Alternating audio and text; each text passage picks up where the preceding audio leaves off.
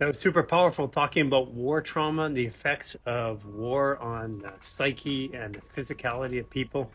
That was yesterday. If you haven't watched it, watch it. Today we're going to be talking about stress, anxiety, and we're also going to be talking about the fabric of reality with Raw of Earth. Raw Reality is it's Raw Reality Wednesday, and it's the 8th of November, and it is step 16, which means that we are moving into a spiritual day. Today's a day that we've been feeling balanced since yesterday afternoon. So whatever wasn't balanced in your life is going to balance. And then today you're going to feel like it's starting to come back into place. So hold on tight here. Give us a bunch of likes. How can I participate in the parents group? Oh, there's another one. So just send us a message. I have a Chiari malformation. Should I start working? Yes. With a Chiari malformation, 28-day reset protocol, the upper reset fascial maneuvers right away. Do the upper reset once a day with the barefoot sprinter routine. We had somebody on here about a month ago that had a Chiari malformation, has been bugging her whole life. She's a holistic practitioner. She's no longer having symptoms. We have a lot of that, actually. Hey, Ra. What's up? What's up? How you feeling? I'm good. Detoxing? Presently, yes. Yes. My body's healing. Yes, detoxing. Yeah. I was in bed all day yesterday. I couldn't move. But today I feel better. And Carolina's been down too. Yeah. For a few days. So So what do you feel in the symptoms? And by the way, yesterday is a Grandmaster Libra day. So basically anything that was out of alignment with you from an emotional balance perspective, spiritual side, would have been coming out yesterday.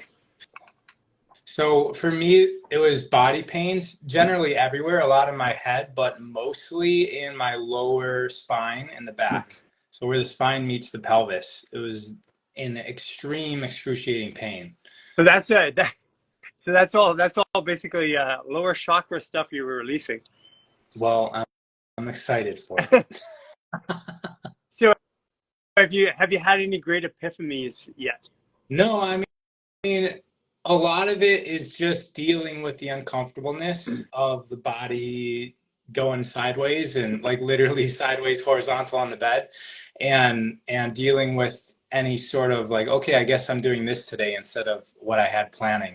And just realizing that I'm able to do that, and I'm not suffering through this because I know these things happen in life.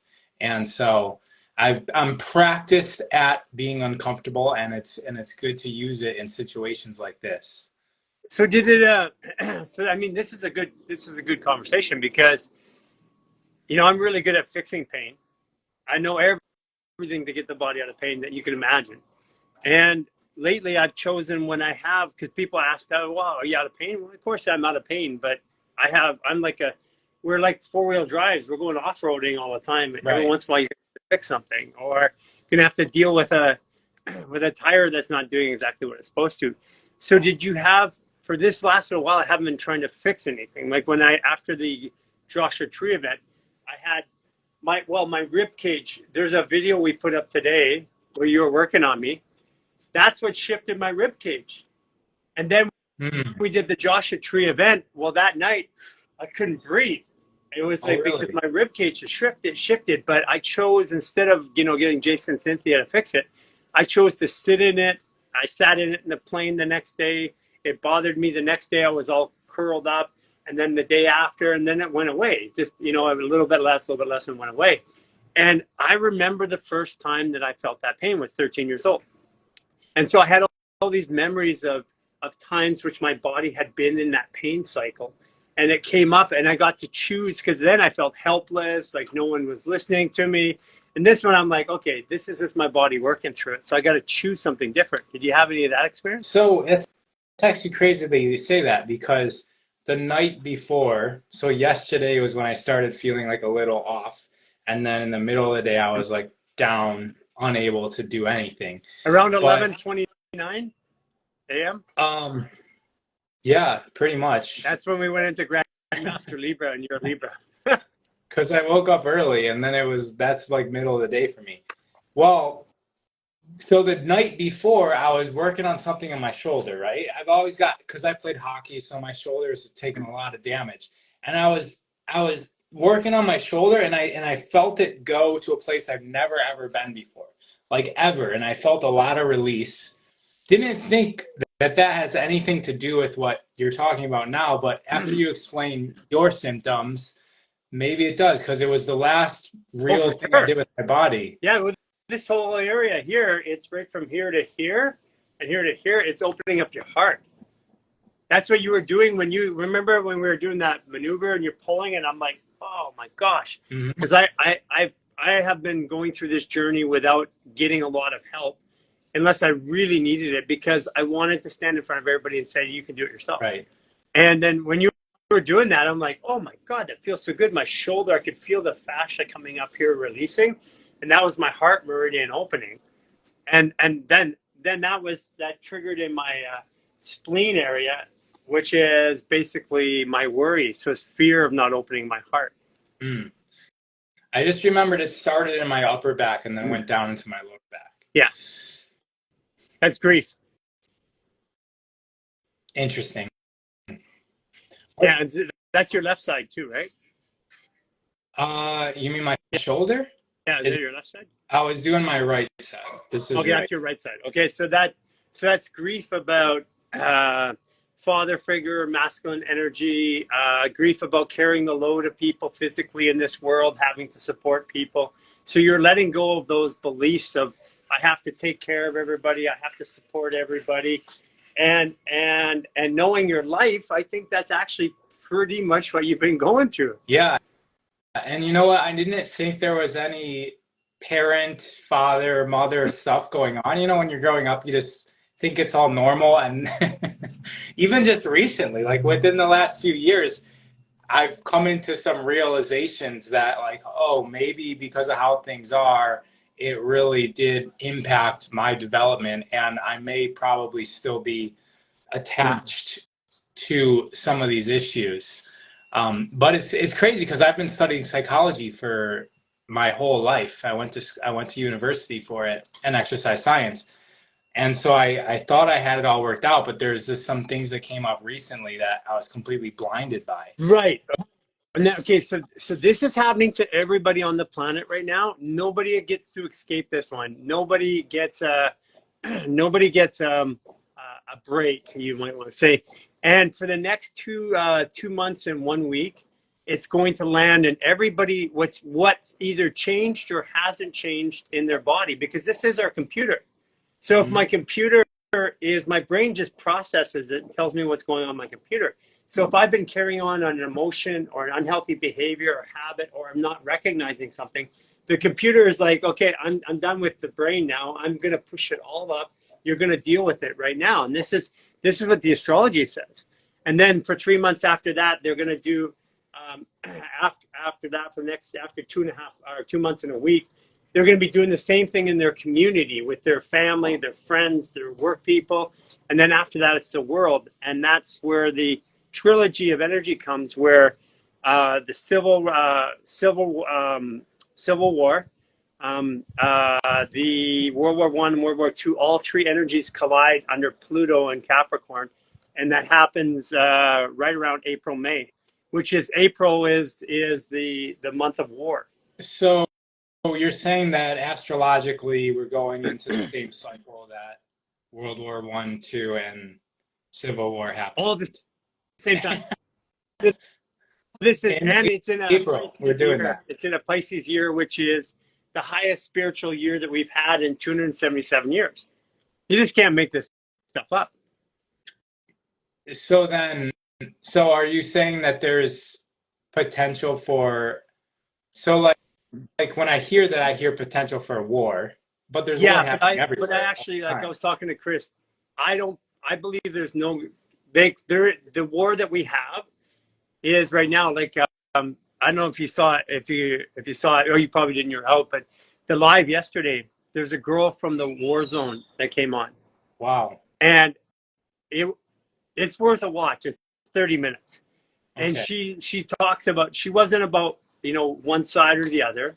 Right. She was like about peace and humanity and how this had been weighing on her, and she was just in the middle of it. And she's a Libra as well, and she came on right at 11:30 when we went into Libra, and we channeled through her to bring energy to the zone. It definitely something to watch, but outside of that, generally, I don't feel that this is a world war. I feel that the war is perception. The war, even the wars that are being fought, are mostly perceptual. Because we talk about the Ukraine and having all this war over there. Then I have friends over in the Ukraine like snapping pictures and showing me how cool everything is.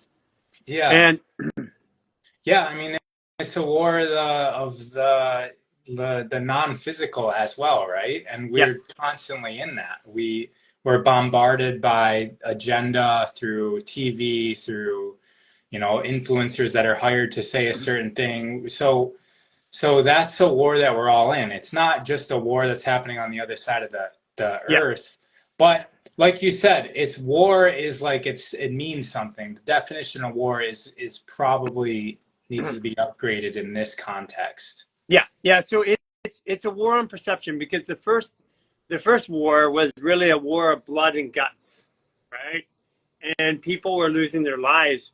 And then we had a war on emotions and our well-being, which was like everything from the emotional suppression that happened through the 60s, 70s, and 80s, right from the 40s all the way on. The emotional suppression. And then we have a war on our perceptions, which is happening right now, which are the three states of the brain: the primitive, action-based, hormonal driving, then the emotions and the emotions in the midbrain, the limbic region, and then the frontal brain is the perceptions. So we're just actually doing the exact same thing. So we're working out of humanity. What I mean, as bad as war is, after each and every war, it brought, like, the safest place for a Jewish person has been traditionally Germany, Berlin. The most accepting, because it brought tolerance. The war and what happened brought tolerance to the region, and everybody rose or had a consciousness raised. It's like if I'm angry at you and we have a fight, we argue, we have a fight. Well, we go away and there's no energy left to fight usually, and so that we go on with our lives. So it's the removal of emotions that are stored in the body, and right now it's the perceptions that are driving everything. So that's why this current version of our war is perceptions. That's why we're finding out about child sex trafficking. We're finding out about things like Disney. We're finding out about all the stuff that you've been researching that we've been hit upon. The calendar's been changed on us. All the things that have conscripted us into this current state of awareness are being shown. Yeah, and you really have to look at everything as from like a holographic perspective, right? Which is what you're doing. It's not just a war. Like you said, going back, there's war that was blood and gore and it was very physical, then it was emotional, and now we're in perception. And that's essentially the entire earth is a being that's going through this process, and we're part of that. And we're experiencing things in our life. It's that as above, so below, as within, as without, so without. And when we look at things from that context, it makes it really easy to cross the bridge that you're laying out here, Yeah. right? That this is an upgrade thing. This is a graduation. Yes, there's trauma, there's pain that happens in these circumstances, but as a collective, as a whole, this is part of the process. Yeah, and the trauma and pain is already there. What we're doing is the war is getting out the trauma and pain. It's giving it a way to get it out of the body. Like sickness. That's what it is. Trauma and pain is a sickness. War is an expression of sickness, emotional sickness. Because a lot of war is really is not about anything. It's about somebody who doesn't like somebody, and they build a lot of energy around the people, telling them this is why. But the people generally don't want to be in war, and that's what I believe is standing up right now. This is where the astrology kicks in, and we start saying we don't want this anymore. And the conflict that's currently happening in the world, people are looking at that saying, no, we don't want that. Right. And it's like realizing what sickness is, right? It's not that you're sick when you're actually laying in bed sick. that's all from years or weeks of the stress and the what you're eating. That was when you were sick.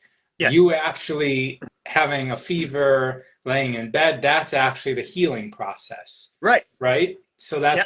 that was the link I was making to war. Like it's getting it all out there on the table so we can at least start cleaning up the pieces and picking it Yeah. up. And I think there has to be some element of it. There has to be some physical conflict, but then the rest of the people say, I don't want that anymore. And that's what's starting to happen. People are standing up and they will do so. And the war is not going to be us fighting each other this time. The war is going to be us fighting the systems that have put us to war for thousands of years. Yeah. Divide and conquer. Yeah. Like, Hey, like that. here's a good one in the health space, right? It's like the war between carnivore, vegan, paleo.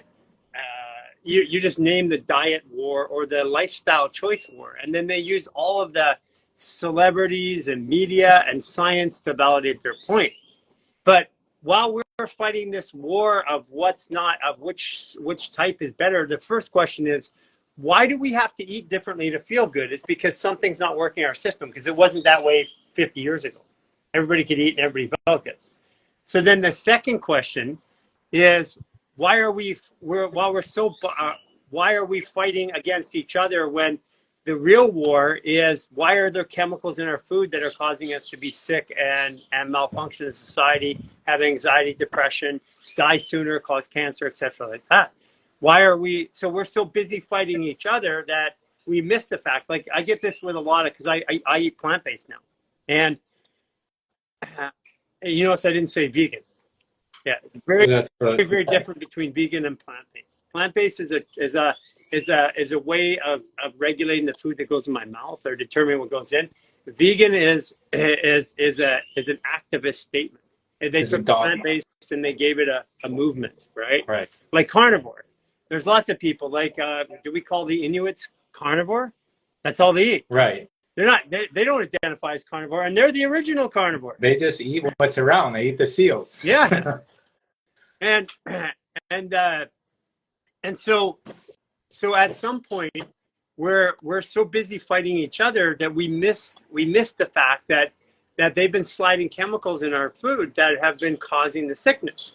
And then we get a flu, and traditionally, like what a flu does is, people, if they really think about it, after a flu they feel more clear, more present, they make better decisions, because the flu itself is like you said earlier, is cleaning them. Then that means the bigger question is, then what was making them sick? Well, it's their lifestyle. Right. Yeah, and even if we're trying to eat all organic, like you said, we cannot escape what's going on with our food supply. Even organic still allows 200 chemicals in Yeah. America. Oh, it's like around 200 chemicals can still be sprayed on organic crops. I went and lived on an organic farm, and they're like, all right, you're going to take this. We got beetles on the blueberries. You're going to take this stuff and you're going to spray it on them. And I'm like, wait a minute. The blueberries I've been eating right off the tree the last few days because I thought this is an organic farm, not spraying anything. They're like, yeah, don't worry, it's organic pesticides. And I'm like, dude, Yeah. but I also don't want to be eating that.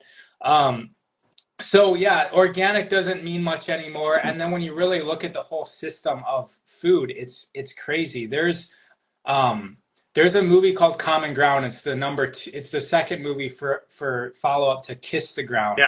And right now it's being screened in select theaters all over America. But you want to see it now before Netflix is going to make them take out a whole bunch of stuff because they expose a lot of the industry. And before streaming places like Netflix and Amazon accept that movie, and they're going to have to edit a lot of the stuff out. So I would encourage anybody, if they're unsure on like what we mean by the food supply is tainted, look at that, because they incorporate the universities with the what are they even called?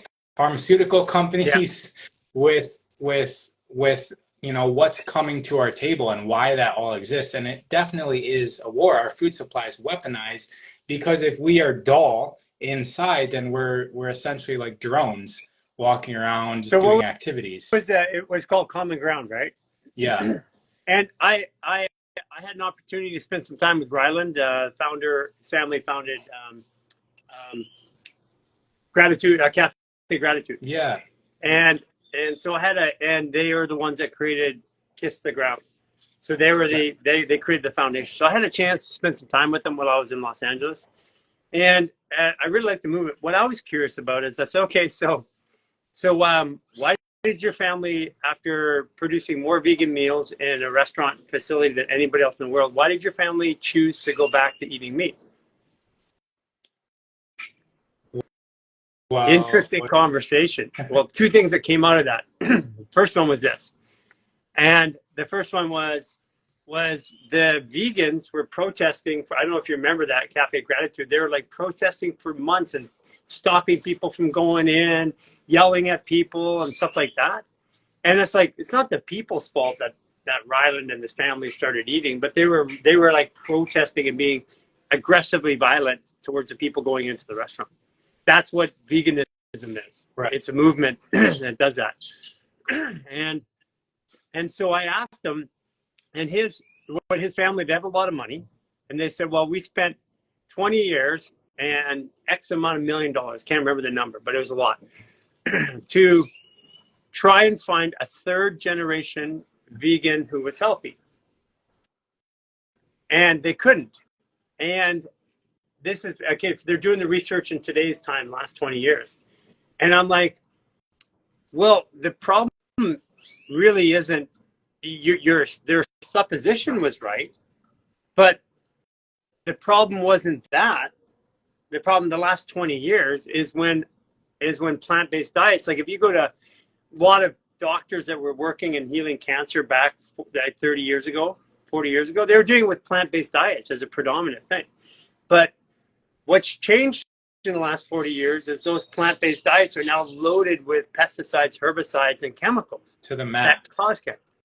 So they were looking at they were doing everything right, but they missed the biggest part, which is you can't look at plant-based. You have to look at and even saying organic doesn't even make sense anymore, because a lot of organic, like you found out, has pesticides. It's purely 100% chemicals. Yeah. Instead of counting calories, we need to be counting chemicals. Yes. We have to be aware. Okay, let's put that down. Instead of counting calories, we need to count. Yeah. Stop counting calories and count Right. calories. I got that from my wife. So yeah, I mean, it's true. You want to just make sure that your food is pure first and foremost. Like that's first and foremost. And then you can start making decisions on the macronutrient split or what types of foods. But if they're sprayed with chemicals, it's just poison that you're eating. And like you said, vegans, vegetarians, these are some of the most toxified people on the planet because they're dousing themselves with their juicing. Like if you go to Whole Foods and you're getting a juice from Whole Foods, or pretty much every juice stand, they're using non-organic fruits and vegetables. Yeah. And you're just drinking it in massive amounts of quantities, and that's 20 to 40 times the quantity that you would if you're consuming the raw plant itself. I mean, it's hard for us to even imagine what that's doing to us, but the bacteria is affecting our emotions, it's affecting our perceptions, like you're talking about, it's affecting our physical body. We usually just look in the mirror, right? That's most of our gauge of how we're feeling. But if we've got invasive thoughts all throughout the day, or if we're in stress, or if we're thinking shame about ourselves, it's likely that could be correlative or even caused by issues in your physical body, like the fascia, all that trauma stuck in the physical body, and then even just our bacteria in our gut being out of balance because of the poison in the food. So someone said, if the organic ones are being sprayed, well, then what's the difference? Well, actually, there is a difference, because you first of all, we teach people not to use the label, and the 28-day reset, we start to teach them to use your body. Your body can tell the difference. You need to know how to do that. And that's the first thing. And then the second part about it is it's going back to local source. It's that we've been taught to buy from a store, which it gets shipped and transported. And there's another issue because you can be organic, but if that plant has been disconnected from the vine for like 3 weeks or 4 weeks, you're basically getting virtually no nutrients anyways. And if you haven't done this yet, go to an organic farm, grab the vegetables that are picked that day and eat them. And better yet, if you can go to one where you can pick it, take it, cook it right away and eat it. Compare it to that same, or eat it raw. Compare it to that same vegetable 3 days later. Yeah, I mean, it's got the life force energy in there. So it's not just the chemicals, and this is where, and then it's not technically it's not the chemicals causing cancer. It's the chemicals causing a hormonal disruption and pH disruption in the body, which inhibits the body's ability to remove cancerous cells, which are already there every day. We already have cancer. Everybody has cancer. I got cancer. You got cancer. Healthy bodies have cancerous cells, and the immune system takes them out. That's what's supposed to happen. But the immune system goes, oh man, it's like it gets high on the supply, and it's like, oh, smoke the doobie. Hey, there's some cancer cells, and they're like, dude, just chill. It's not that bad, And that's what all Yeah. that that's what I all mean, the good cells are doing. right. That's that, or they're confused, or they're attacking our own body parts. Yeah, There's people heard about leaky gut. It's essentially food going in, destroying the bacteria in our gut lining, and then the body can no longer take in the nutrients from the gut, so it starts actually like making holes in itself because it's exactly. trying to get in nutrients, and then now your feces is going into your bloodstream, and what's going all over your bloodstream is foreign body part, like foreign objects that's supposed to be going out the other end, but now it's in your bloodstream. So now your body's attacking itself. It's attacking all the things, and that's what autoimmune disease is, right? It's auto is self, and it's attacking itself. As And, a matter of fact, I have my ex that just popped on. Hello, Petra. Talking about autoimmune. She had RA and Raynaud's, and now we have thousands of people actually curing themselves from RA and Raynaud's. But here's an interesting way that this happens. We have okay. So how does a pesticide and a herbicide work? Okay, what it does is that the pesticide erodes the stomach of the insect, and it does it in about in 24 to 36 hours. So the insects actually die of starvation. So right. what does it do for us? Because we're taking trace amounts of it, and we're much bigger than the insect. So over time, that same erosion happens in our small intestine, which causes leaky gut. And then that's how the foreign bodies punch their way through. Mm-hmm. And herbicides are similar. Herbicides attack a system in the microorganisms in the soil, and it does the same, and then it makes the plant not be able to grow because the soil's not working. Yeah. And they just then spray fertilizer on it so that it starts working. But as we eat the residue from that's in and on our food, it starts to erode the microorganisms in our gut, and then it causes a whole bunch of problems. Unless we go And to glyphosate, which I have no problem talking about now, but glyphosate tells the body that you have, because it's made glyphosate glycine. So it's a fake form of glycine in the body. So your body uses glycine to build protein, build scaffolding for your muscles, your tissues, stuff like that. And it treats the glyphosate as glycine and so it's an artificial glycine, and it's making proteins out of it. So you get protein folding issues, which then is what causes all of the deleterious, all the cancer.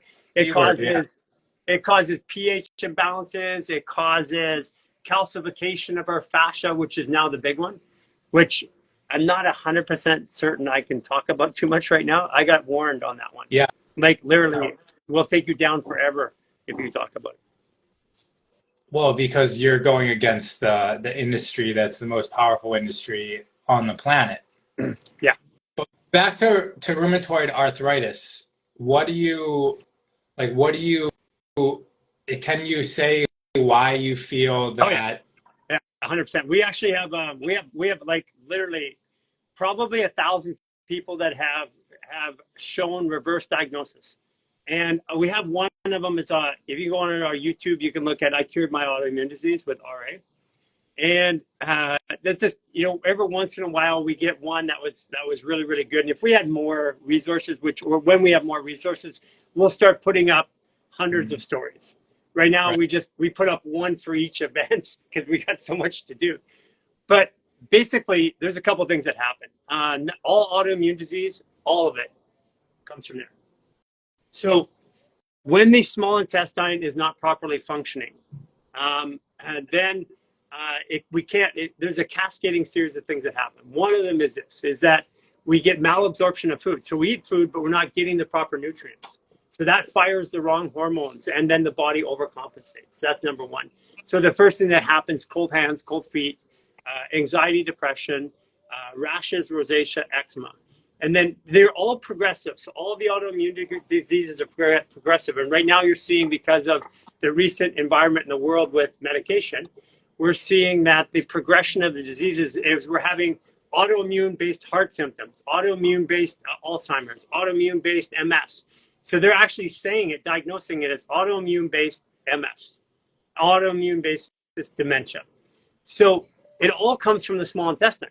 And you got to go back in a little history and look at what the small intestine does.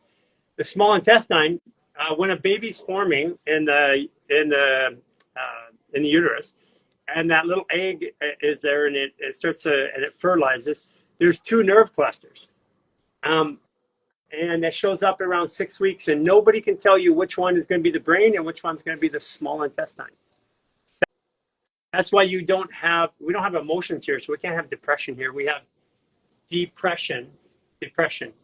This is telling us we have it. Right. So what happens is those two things are inextricably linked. They're always linked. And when the small intestine isn't working, then all of a sudden it starts sending the brain, we no longer get the serotonin.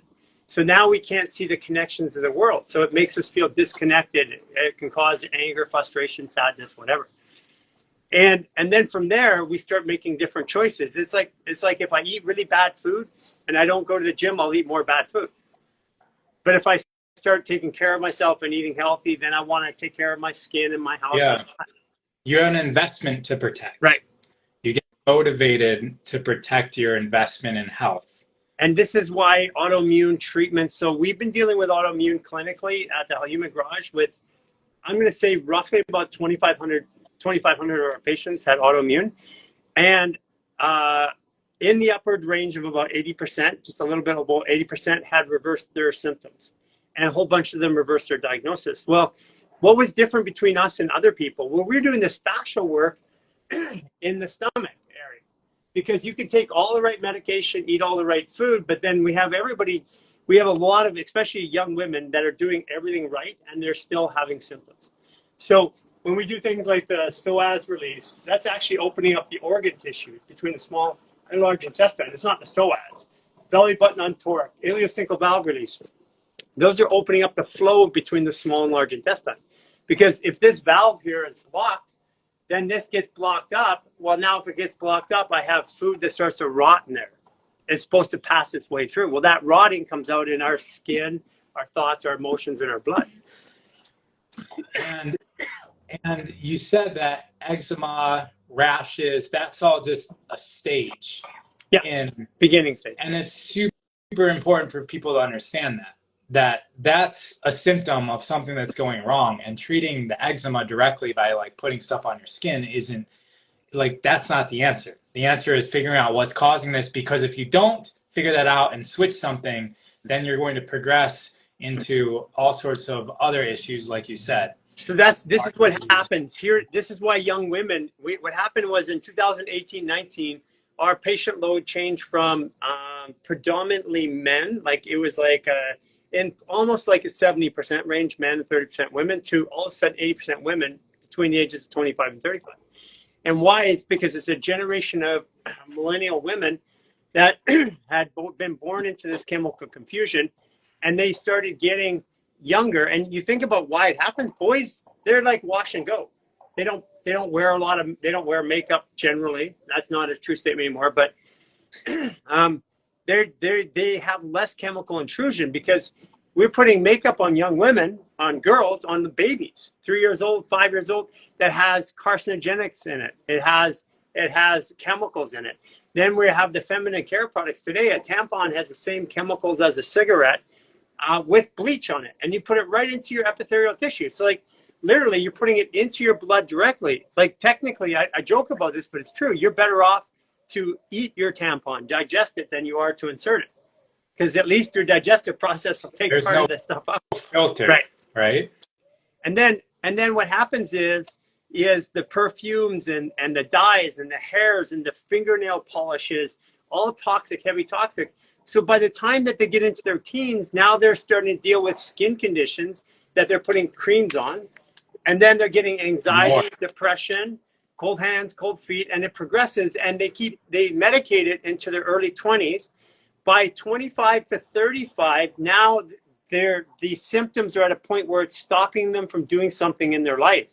And human beings tend to change when the pain of staying the same is greater than the pain of change. So when they can't do something they want to do, now it's, I got to go deal with it. And this is what happened at our clinic, 25 to 35-year-old, and it flipped. And this is when I said, oh my gosh. So I went on a podcast with Sahara Rose. And I said, because we found out why. Hiking. And we found out why. And I told everybody it's all the chemicals you're breathing. And here's the chemicals. Here's how you can test for it. Here's how you know it's there. Well, after that, the bank shut us down. FDA came in. The medical board came in. The state. I mean, it was just like one thing after another. And they basically just pushed us out of business. Really? Yeah. That's right.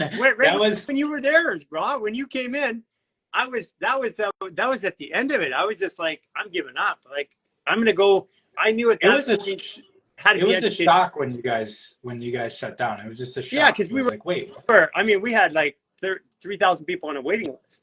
Yeah. So it wasn't for lack of business. It was to do business. The amount of disruption we had. We had Wells Fargo. I have no problem with saying this because I can back it up. I have all the emails and all the documents. We had Wells Fargo just stole money from us. Literally, just took our money and said, "Sue us." We don't know. This is the game we're playing in. None of us signed up for this, but we all should be aware of the possibility of this happening. Yeah. You mentioned something I just want to highlight, which is like the women they get attached and they don't want to change. Like the lotions just get more expensive and more intricate because they think that the cheap stuff isn't working. So they just get more expensive lotions, more expensive face creams, more like they do their nails more because their nails are getting crappy and falling off. I know somebody that doesn't even have fingernails growing anymore. And her answer to that is just making sure to put on fake nails more often. And and it's crazy because if I walk by somebody and I smell a whiff of anything, perfume, like I can't even breathe, right? I have to hold my breath and walk by the person. And so I think that people feel like they have to wear makeup, they have to wear perfume or cologne. And it's not like that's a trend that's not really that popular anymore. And if we can open our eyes to the fact that it's okay to go out in the public without makeup and people will accept you and people will get to know you as this raw, clear, clean person. And then you now have a life centered around you being you and not you being this mask that you've been trained to put on. As I say, guys, you ugly, you ugly. Everybody accepts it. I love that. Right. No, and this is part of the journey because the first thing that we do with women, I mean, I'll tell you some of the like the grossest ones that are doing it right now. It's like things that are going their antennas, which is like dry hair shampoo. Perfumes, which are absolutely laced with pesticides, herbicides, and with glyphosate. And then the fingernails. So this is your fascia. Right. So is this. This is your connective tissue. This is your sensory processing the world. The question is, why do we do it? Because as a society, we determine what's beautiful or not. But at one point, really shapely, little heavy women, those were considered beautiful. One part of society, it was when they had small feet. So we determined this. So we determined that if we stand on heels, push our chest up, which causes adrenaline, that's adrenal fatigue. This reduces my breath, which means I have more adrenaline. We said that that's beautiful. And what it does is it creates excitement, which you feel and I feel. But that's also cutting off the natural flow of the calf, which pumps the heart. So Right. yeah, It's so we have all causing these things. behaviors that we know of as, craziness in the people that wear the high heels, right? Like their ability to handle stress is less. Yeah. Maybe it has something to do with that. Yeah, well, because what happens is you wear heels every day. Now your body, if you stand on a heel, if you're like calm, you put yourself up on a heel. Even guys can do this, and then you push up like this. It pushes against the chest. So when I breathe, I don't have the same expansion capabilities. If there's any restriction to expansion of the chest for any reason at all, the body automatically fires a small amount of adrenaline, norepinephrine, and then cortisol. And those hormones, yeah, 10 years of doing that, all of a sudden, I'm fatigued. Now I'm drinking lots of coffee. It's just this spiraling downhill. But we did this as a society. And the reason why is because, to be honest, is that women have the power of creation. Mm-hmm. And there's been a malevolent attempt to dumb them down. And I don't mean dumb them down here. It's to take away their natural ability to manage and project and emotion, because when they're stressed out, they can't. Right. And we have a low level of stress, which is normal for everybody. There's been like on Earth, if we look back, there have been societies and times where women were the ones that ruled everything, because in the beginning they produced life and we valued that, and so we looked at them as magical. And then men get tired of that at a certain point in history, and then they start using their physical advantages to suppress the power. We do that with everybody that's powerful, because how are we going to rule a society or a group of people without dumbing down them so that we can rule them and position them and influence them in certain ways? So it's really easy to see once you look at it from that way. And the media has a lot to do with that. If all girls see when they're growing up is movies with other women that are beautiful and attractive in high heels, what do you think that they're going to aspire to do? It's all about look at, I'm part of the generation, we've talked about this, that went out and became bodybuilders, built our bodies, and we convinced the entire generation, including women now, to go and build muscle. Now we can see the result of it. It's been 40 years, upwards of 50 years now. Now we know building muscle causes a degradation in our ability to move and dysfunction in our hormones. And over time, it just take a look at, I saw Arnold the other day, and I'm like, man, it just doesn't look good anymore. And how do you sleep? Yeah, exactly. And I was part of that. So I've worked myself away. Like, say all the time, you touch my body. It's not that I don't look not muscular. I mean, I think I look okay from that perspective, but you've touched my body. It don't feel like a muscle body. I mean, mine's getting that way as well. I told you when I came to India that I do yoga every once in a while, once or twice a week, but I haven't been to a yoga class in months now. And I look in the mirror and I'm like, I still look like I'm active in the gym. I mean, I'm not bulging with muscles when I was, deadlifting 400 or 500 pounds and running 5-minute miles and stuff like that. But I still look like healthy. I still have, like, I can actually see my abs. You look still better than you did in my Con. Oh yeah. Yeah, Probably. No, you I mean, do. I feel like I'm vibrant. Yeah, and you're way more vibrant. And I'm that's it. And that was, you're right. Your fascia has started to feel like fascia, not like muscle, not like muscle crushing into it. And that's what I noticed. But you look vibrant. You looked healthier. You feel healthier in your body. And the big change for you is fascial maneuver. Yeah, exactly. I do that daily. That's the consistent thing. And I laugh because how distant I am from what I used to be, which was I would get stressed out if I didn't work out twice a day. You know, if I had to travel or something and I wasn't able to work out, it would be like the biggest upset in life. And I remember I was talking to Jason about this too, because he was also in the gym Yeah.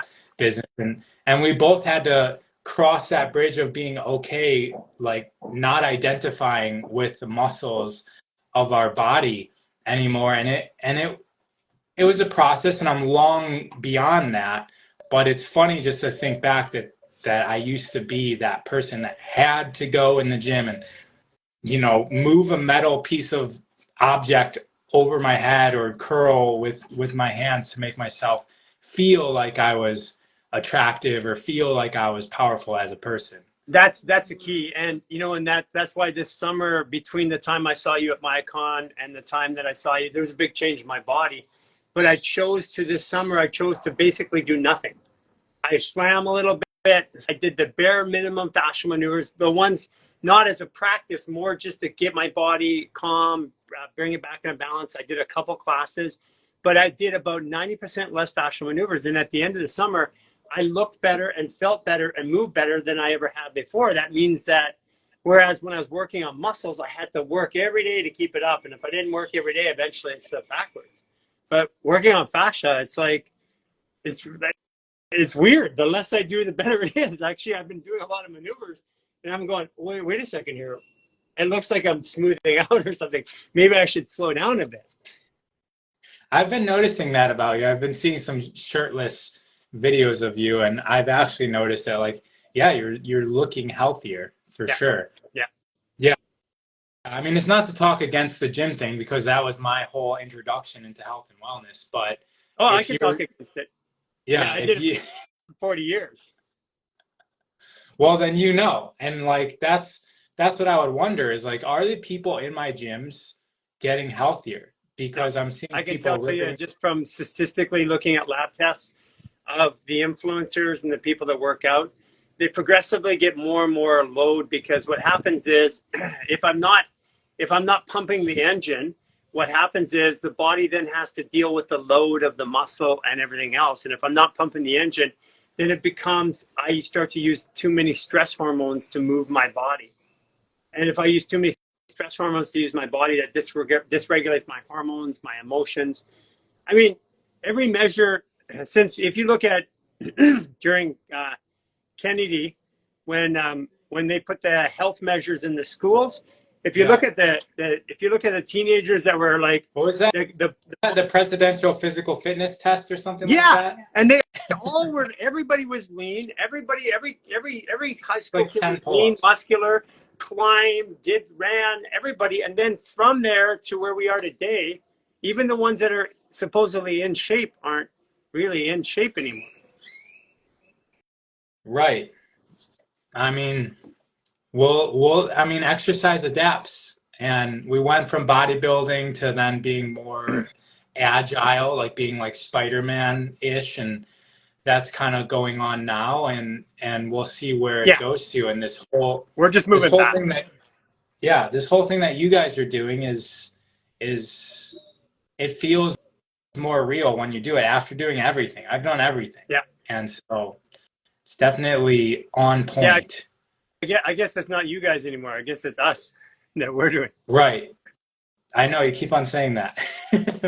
Well, But you're Well, over there and I'm here. I So joke about that because you're such a great example of somebody who's lived both worlds. I mean, you own gyms, you were winning CrossFit competitions all over the world. You've done every practice you can possibly imagine. You just have to look through your Instagram. You can see everything up there that you know you've done. And then there's something that's resonating and it's helping and it's changing. the crazy thing is that when I own my gyms, if I thought back like 10 years before, I could do more things. Like after I was competing in CrossFit, my shoulders were getting injured. I was unable to even do something simple like a dip. But in the competition, you're able to just use whatever part of your body to get the movements done. So I was able to get them done. But in terms of just like freely being able to like do a push up without feeling like I have to position my body in a perfect position because of all the injuries, it was before I started working out every day. I was training a lot. my body was a lot more functional when I was just doing it casually as opposed to in a sports type environment. But sports aren't necessarily healthy. Everybody No, knows I mean, that. sports aren't healthy, but they're healthier than working out. I think I did this with you. Like, did I do this one with you? You If you just take your hand and move it like this and check your range of motion, you did something like and that. then you squeeze it like you're holding something, and then check your range of motion. Now it's restricted. Right. So we're not in nature. We don't grab a bar. Well, we don't grab a bar. We grab things and we pick them up and we move them. And when we do this with an open hand, then what we're doing is we're leaving the joint for mobility. But when we build muscle like this, we're building a restriction into that joint, which eventually we're going to pay for, which is what I was, here I'm at the top clinic fixing athletes that couldn't be fixed by their own teams. And what I'm doing is just removing the restrictions so that they can move again. Yeah. I mean, that's why clinics like you had, the original human, the human garage as it used to be, you guys would just see people that were doing the healthy stuff all day long. They're going to the gym, they're working out, they're playing sports. Those are all chiropractors clients, or they're the women that are wearing high heels and now they've got shooting back pain. So yeah, it's funny because I knew chiropractors that would purposely join a CrossFit gym so that they would have access to all the clients.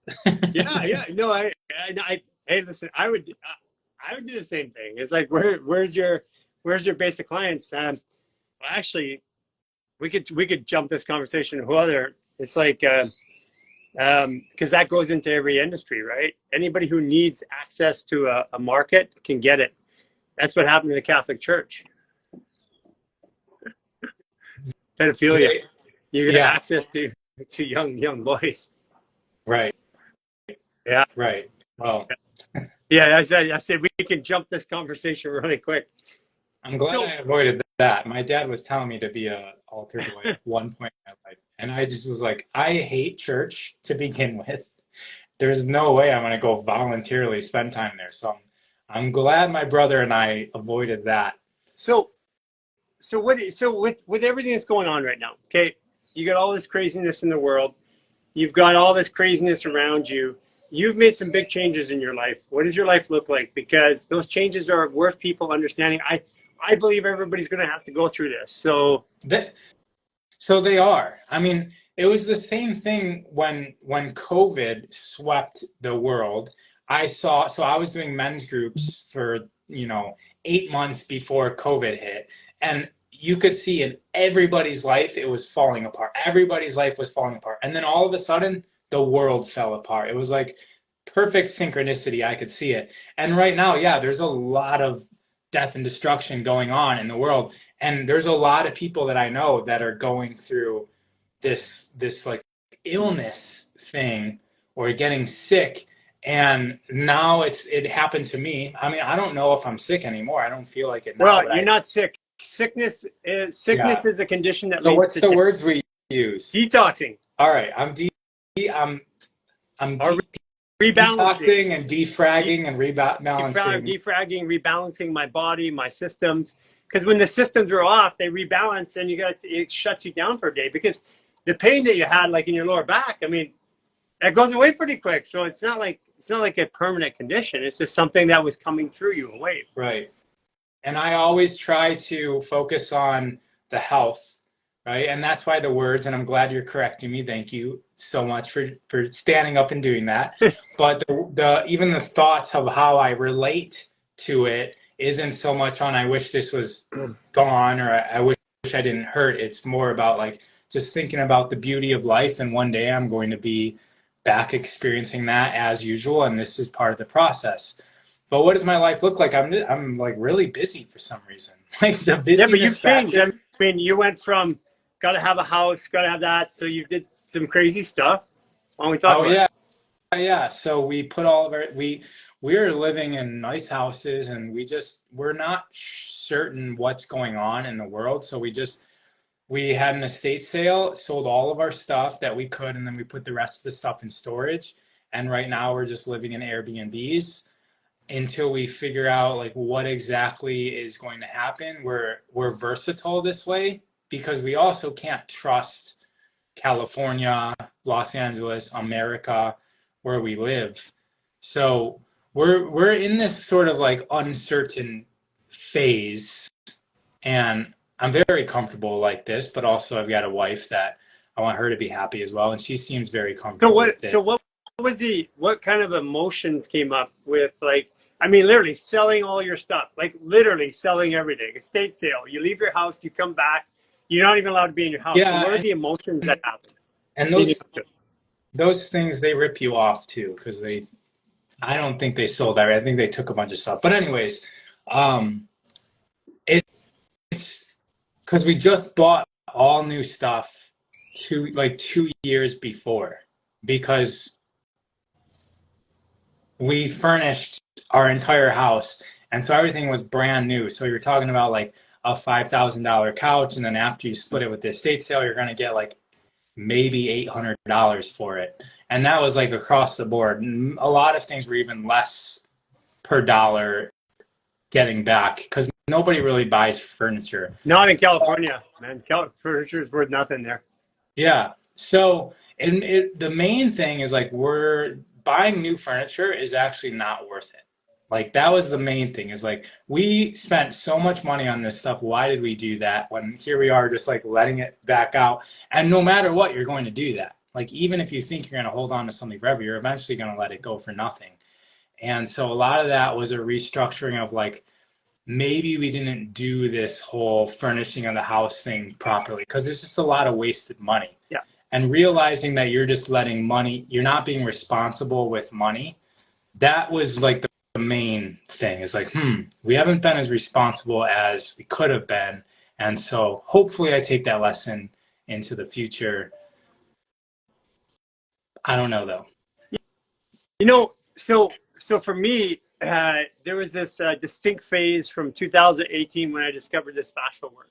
I at the time I wouldn't let my wife. She would like try to buy me clothes. I said, "Don't buy me clothes." I stopped buying everything. I stopped accumulating stuff, and then I started letting it go and giving. And so I had this, but I didn't know I was going in that direction. I started giving up all my possessions, and it was like just a calling. And I had clothes to work in, I had clothes to go out in. That's it. That's all I needed. I didn't need anything else. And eventually, just sold everything. I mean, every detail, everything that I had, and left it behind. As a matter of fact, when I came to Canada, I came to Canada only with a backpack, which was, I mean, I didn't even do that when I moved to the United States from Canada. I took a bunch of stuff. I took cars. I took all kinds of stuff with me. Started completely over everything. But you did that without a wife, right? Yeah. Impossible with a wife. But today it's like if we're packing up all my possessions, it takes me 5 minutes to pack. It's in a backpack. Right. And Right. You're still like that. yeah, that's what I'm saying. And I feel more free that way because if I want to change, if I need to change, if I want to go somewhere, and people are like, well, what if you want to have this? What if you want to have extra clothing or you need a suit to do this? And I'm like, no, I don't. As a matter of fact, if I have to wear a suit, I'm pretty much not going. Mm-hmm. And Yeah. that's just where I'm. I mean, this from a guy who wore a suit for like almost 30 years straight. So There's a lot of closure in getting rid of everything, right? Now you don't have loose ends. And for me, that's very freeing. Some people, they feel scared in that circumstance. that's what I'm talking about, the emotion. That's what everybody has to get rid of because it's our core of who we are, how we feel about our world, how we feel about like our lives. It's the fear, the anger, the sadness, the grief, the shame. That's what's got to come out. And it starts off with possessions. And then after the possessions are gone, then it's like, oh, those weren't really my possessions. My possessions were all these narratives that attach me to all these weird feelings. Yeah, I mean, hanging on and identifying with our physical stuff is a very immature, it's a stage that we all go through, and a lot of us never let go of Correct. that. And as we get older, we just accumulate more and more toys, but we're not taking them anywhere. And if we can get beyond that and we realize like the true value of ourself isn't in our things, then we can actually start to look at and identify and evolve the concepts of self that will, we do take with us everywhere. Yes. How is our perception of the world? Because that's more valuable than the car that I have. If I am able to look at my car as a beautiful thing, then the actual car doesn't matter so much. Yeah. Right? Yeah. And our perception is much more valuable than the things that we have, and how we emote and how we relate to others. And I've cleaned house a couple times. Like when I closed my gyms, I did the same thing. I just shed everything, even my place of living, and I just trusted. It's self-efficacy, having trust in yourself that you are able, that you are efficient enough to go through any sort of challenges or projects that you're in. That's what leads to self-esteem.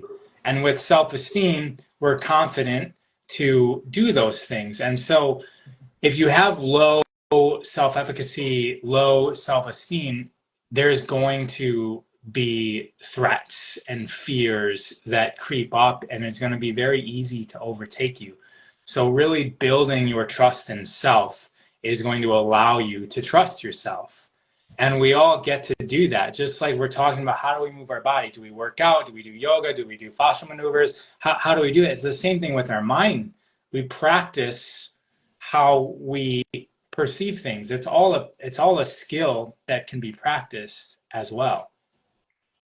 It's going to be an interesting 2 months in 1 week. Actually, 2 months and 10 days, I think it is. 2 months and 12 days. It's going to be interesting because the way I perceive the world is all of those emotions, which are held by a narrative in my brain, which is I have to have this to feel good. I have to have this to feel safe. I need to protect myself. I need to save for the future.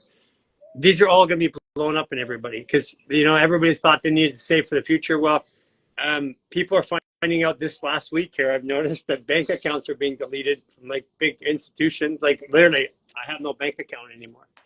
And they're finding out that we're coming into the biggest real estate crash in the history of mankind. We're coming into a banking collapse. Has to. There's no way we can go forward. And then we will get through it. We will be on the other side of it. But in the meantime, it's the emotions that we have to go through, that we get to go through while we're doing this. And you and I and our team here, we purposely did that. Like we gave up all of our possessions. We don't own anything. We don't have an income even. We have stuff that we need that is required for us to do our daily activities, to keep doing what we love to do. And we love to do this. We love to help people, and this is what we do full time. But to get here wasn't easy. I mean, 2 years ago this time, it was like, are we going to be able to survive? Are we going to be able to eat? I mean, in a way, that question's still there, but it's not a question anymore. Right. That's what I mean. Like it's happening. Yeah. So what it did, we had to have a little bit of belief that life would support us, and then we got some evidence. Like when we ran out of food, literally ran out of food, and Cynthia comes up and we got a bag of potatoes, and this is because we made our programs free of charge. And it was like, this has got to work. Somehow it'll work. And then literally she goes, well, I can make potatoes this many ways. And our family was bringing us food. I mean, people would support us, but we're like, no, families, we don't want that. But they were, every time they come over, they bring over like some vegetables and stuff like that. Mm-hmm. And then that day we got a $50,000 donation. Yeah. I mean, there was more to that. I was at the grocery store trying to figure out how much I could buy and then what I had to put back, give to the checkout to put back. And he called and said that we had gotten the donation. So it was real time into the last minute where the manifestation then started to come in. But it's hard to go to that point where you trust that you just have potatoes and you're going to move forward and wait for the manifestation. Yeah, you guys weren't just sitting on the couch either. You were living as if you had that donation and it was coming. Yeah, and that was only like 18, 19 months ago. Yeah. So true. Right. I mean, you're still doing that. You're still aligning reality and producing But there's no manifestation. fear about it now. Right. That's the difference. Like our outward circumstances haven't changed, but there's a knowing that every time that we put our intention, like the retreat we're going on, right? We put our intention out for the container of the retreat, and then we got exactly what we put our intention to the dollar and to the, and it's like, man, why didn't we plan a little bit of room here, right? And it's like it was showing us that if we asked for a little bit more room, we would have had a little bit more room, but we planned it, like it literally balanced out to the dollar. Yeah. Being specific is very important when we're creating. And you learn these lessons, like you guys learned to overcome the fear and trust, right? So you learned that lesson and you didn't have to re-experience that. Or maybe next time you re-experience that at a graduated level. Yeah, that's right. But now everything's a lesson. And if we can see the gold in the lesson, then we don't have to go back and re-experience it. If we're ignoring the lessons and blaming other people for things not working out, we're just going to get to re-experience that, and we can spend our whole life doing that. Or we can take responsibility and be effective in this scenarios, operate from our highest self, and then more lessons come. I mean, you don't just get to relax. That's not we're not here just to relax on the beach. That's definitely what I learned, is that I was waiting for the lessons to be over instead of learning to enjoy the fact that they're there. Right. Exactly. So like when we have a tough spot right now, because I mean we have tough spots too, but we have tough spots in our lives. What I do is I train myself, instead of going, because I was like, oh shit, another one we gotta get through. I train myself to, like, I laugh and I go, oh my gosh, this is gonna be a good one. Let's see how this works out. You know, and I train myself to do that because the whole point is that it's going to work out. And every time I put my mind on it's going to work this way, I'm going to be disappointed because life is going to show up a different way. Yeah. The excitement for, I wonder how this is, I can't wait to see how this is going to turn out. That's the stance I take. And it's in so many ways, it's effective. It does work out in some way. And if you look at your life as a movie, yes, you're in it, you're actively participating in it, but also observing yourself within it is really exciting. It's just another dimension. Somebody asked that question. I'll tell you what I tell people. Should I take the money out of the bank? I'll tell you what I tell people that I know that have a lot of money. I said, all that money is just fictitious anyways. It sits in this digital account until one day to protect you. And you feel protected because you have it. If you take it away, all of a sudden you don't feel protected, but you weren't using it anyways. So nothing really changed. So I tell people, whatever you want to do in your life, get the resources, the tools, the location that you want to do so you can do what you want, so it makes your life flow. And don't save for a rainy day. Get what you need to make your life work. That's what I tell people right now, because our currency has to go through a change. What that looks like, everybody's saying that they know and they can predict it. I predicted the stock crash of 2000. I predicted the telecom crash 2003. I predicted the mortgage crash 2008. I have zero prediction on this. I don't know how it's going to go. Right.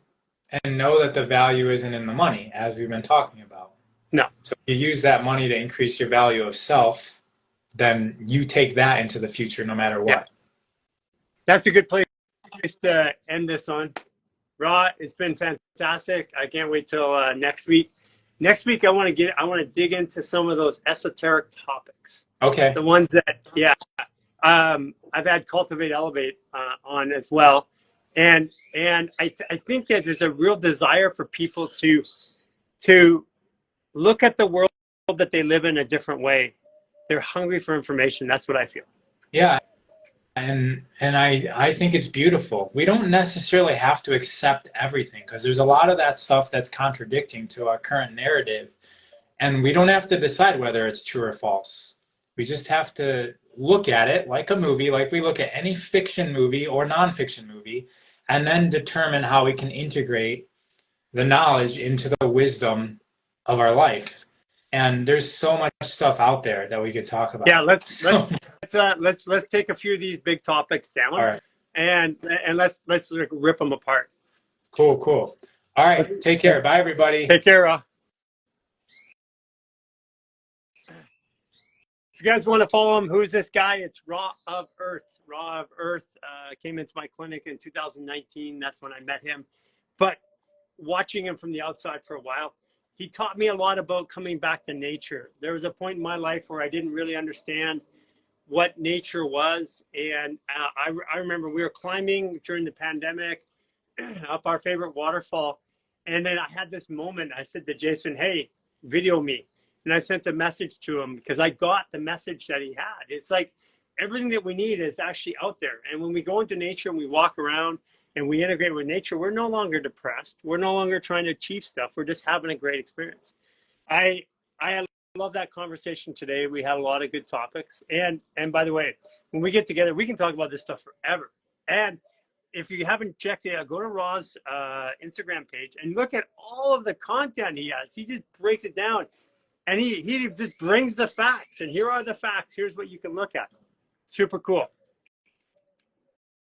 And if you haven't done it yet, I strongly suggest you go look at yesterday's live. Look at the girl who was in the war zone.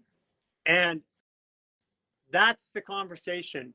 Yesterday's live, it's on our wall. Go check it out. Go look at that girl in the war zone. Look what happened to her. She's a Grandmaster Libra. And of course, it was on a Grandmaster Libra day that she come up, and then we're still there. We just moved from Libra into Pisces. So you're going to feel a little bit spacey between now and tomorrow around 1 o'clock. A little bit, sometimes a little bit angry at yourself for things that you haven't done, sometimes really inspired. Some of you will have prolific dreams over the next 24 hours. But we are now in Pisces, Scorpio. So Pisces is the sense of things, and Scorpio is the sense of the other side. So those are coming together today. And basically anything that's still holding on in your life that hasn't been reconciled with your senses or your perception is going to come out. And it's probably coming out already. And that's what Ra was going through. Because when we got back from Joshua Tree, everybody went for a detox. Even I went for a little detox. We all did. It doesn't have to be physical. It can be emotional. Yeah. Hold on a second here. It doesn't have to be physical. It just has to be, doesn't have to be physical. It just has to be emotional. It doesn't have to be physical. It can be emotional. Okay. However it comes out. Yeah. So you guys heard it right there. You guys heard it right there. It's an emotional detox. By the way, I noticed I got up today. I noticed my hair is getting blonder again. Look at that. That's so cool. And these are white lights making it whiter again. I just noticed it today. Hey, Neelam in Edmundchuk. Okay, Kathy Jones. Somebody says temple to lifestyle. Says, I love when Cynthia speaks. Thank you, Cynthia. Hey, Cynthia. Oh, that could be a whole thing. Cynthia speaks. Cynthia speaks. Jason used to do me at the beach. Yeah. Cynthia speaks. What was it? It was my word of the day. Speaks the truth. Your word of the day. My word of the day. Cynthia speaks. But I chose to listen. I'm glad you chose to listen too. And for all you guys who haven't done it yet, please go to our, we are building our YouTube channel. That is the TV. And then we're also building it off onto Rumble shortly there. But we're building our content. So please go to YouTube and subscribe. It's really important that you subscribe and hit the notification bell. Please do that. Also tonight, we have the Chris Kidowski. We've got the introductory nutrition course. It's free of charge. You can go sign up on our webpage. It's tonight. So it's like, I think like 7 hours from now or 6.5 hours from now. Okay, Kathy can't join. Okay, Kathy Apps, if you're not able to join, it's most likely because, is that Kathy Jones Apostle? Looks like Apostle. Okay, Denise Kincaid. Yes, Chris Kidowski from the Pain Bible. He is going to do a nutrition program. If you're a beginner in nutrition, you're going to get a benefit. If you are a nutritionist, you're going to get a benefit. It's really cool how you can speak to both sides. And that's tonight. Go to our events page. And by the way, if you are in Vancouver or area, we're going to be doing an event in Vancouver. I think it's the 10th or the 16th of December. So we're going to be doing an event there. We're going to be doing it indoors because it's going to be cold. We expect to have, I don't know, 500 to 1,000, maybe even more people. And we're going to be there in full force. Yes, just like we were in Joshua Tree. Sudden hair loss. Yes, take the 28-day reset supplements, do the upper reset, and we do have a hair regrowth product coming out that's been clinically trialed. It's past clinical trials, and it works like crazy.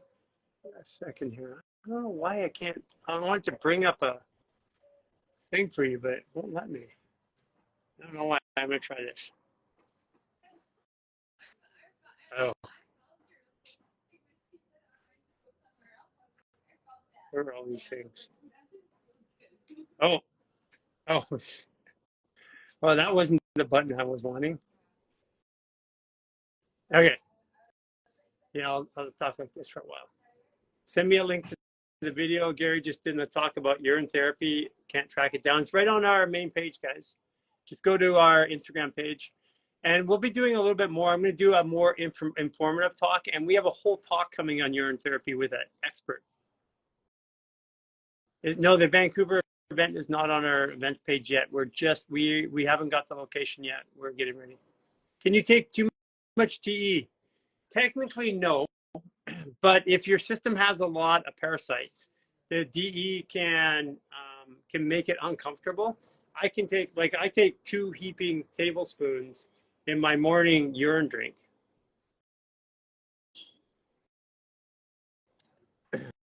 Okay. Yeah, I was trying to find a picture for you guys, and it just keeps doing all this crazy stuff here. Okay. How do I get out of this? Okay, hold on. I go back to here. Okay, there you go.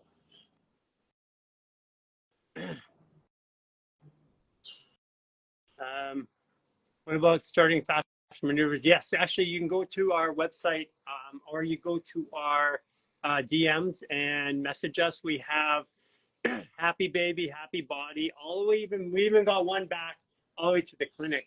But fascia maneuvers from conception through to delivery. Matter of fact, we had a girl on here in June who was in labor doing fascia maneuvers with me live.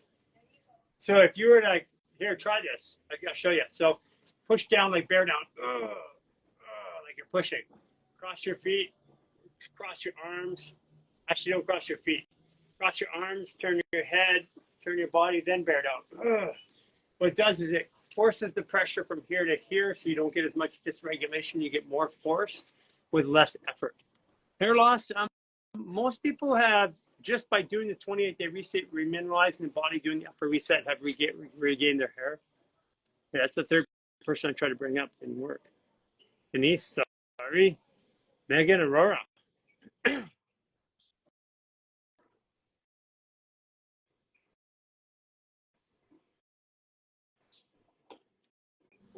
Hi, Meghan. Hello. Are you there? Okay, coming in. Looks like we're trying to get bandwidth here. You look frozen. Can you hear me, Meghan? It's weird. Give it a second. There you go. Hi, Meghan. Hello. Meghan, are you in marketing or statistics and finance? I am not. Do you see a bunch of things behind me, and is that why you're asking? That's exactly why I'm asking.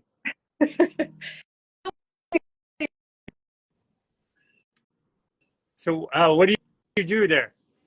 I fly planes. Say it one more time. I fly planes. Oh, you fly planes. Okay. Fly planes. Single engine, twin engine, jet. Do you know, like, are you kind of familiar with commercial airliners a little bit? I am very familiar. Yeah. Okay, hold on. You're cutting out there, but go ahead. Say it again.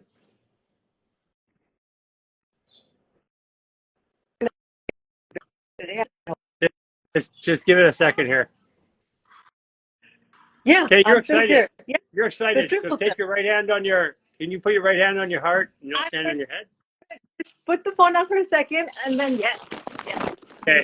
Yeah, you're excited. So the internet's going crazy. So breathe in through your mouth.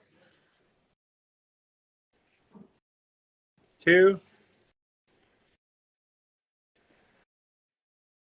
3.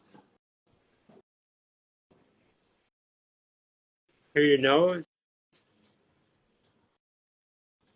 2, 3.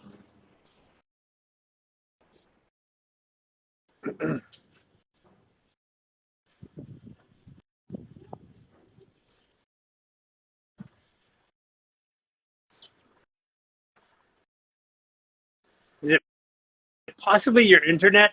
Do you have better cell phone signal? I want to talk about planes. There we go. I can hear you. Is it your internet, So or do you have good cell phone where you are? this never happened. To be honest, I was just on a couple of video calls for 2 hours. Okay, well, Perfect. tell me your birthday, and then I'll know why. Okay.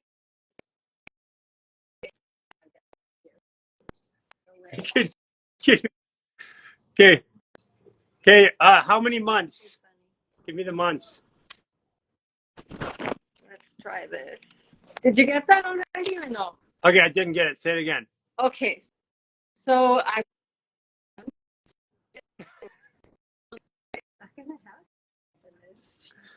Okay, write it down. There's too much energy around it. There's a lot of energy in your heart and your throat.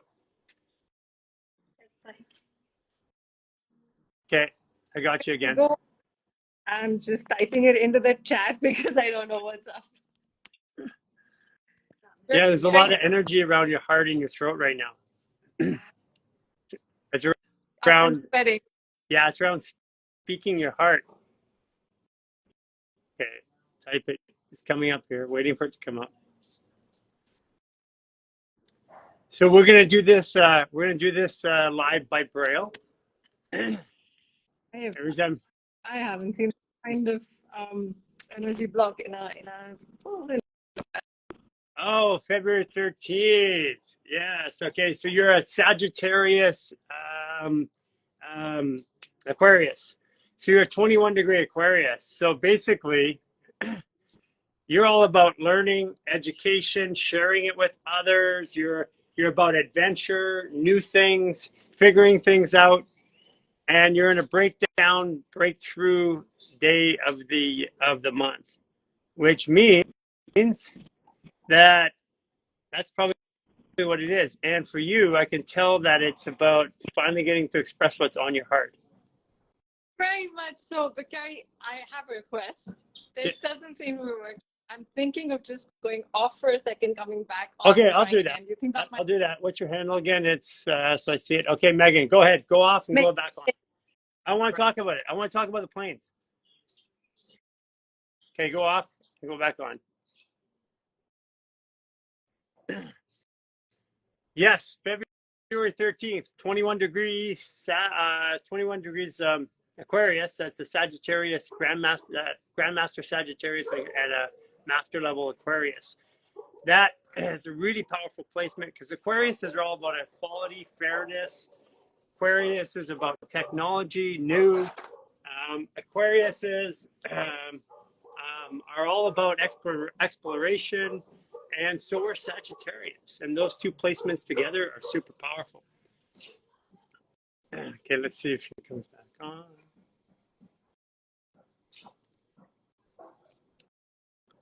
Okay, let's go again. ARO.RA. Try it one more time.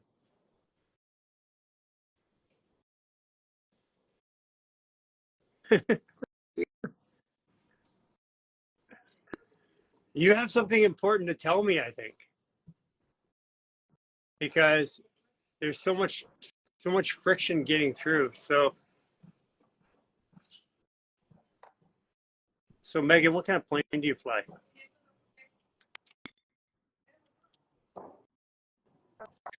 No.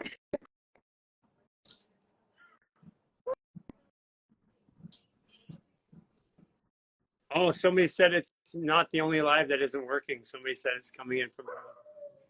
Yeah, but there's no coincidence, man. The whole world revolves around me. Okay, see if we can get that.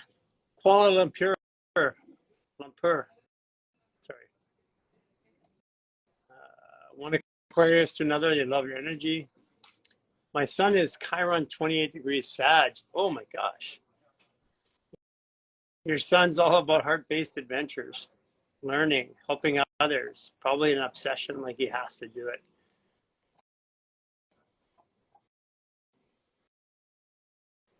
Okay.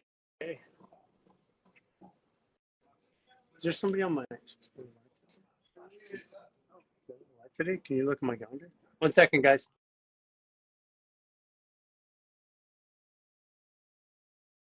I just tried something with my settings too. I mean, I got good bandwidth. Everybody else hear me okay? Yeah, there are no coincidences. There's never coincidences. Like she said, she goes, it never happens. I was just doing it with somebody else.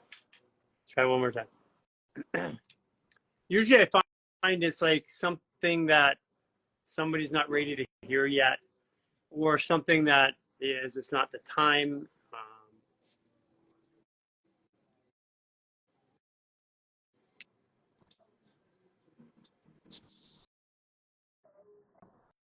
Oh my God, Okay, I yay. see you. I hear you and I see you and it's not managing to get stuck. Yeah. Whew. Hey, what kind of plane? So I fly Boeing Oh, 777s. I Now, love 777s. Yeah. thank you. I have also flown the Boeing 737 and Airbus 330s. Yeah, well, Airbus engines are too puny, man. No power. It's like flying a Cadillac.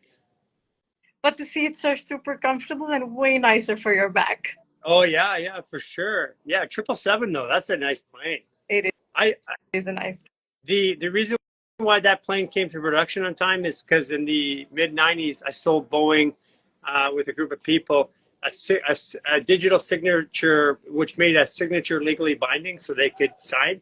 Because they would send signatures around, it would take months to send a signature around, and we were able to do that for them in minutes.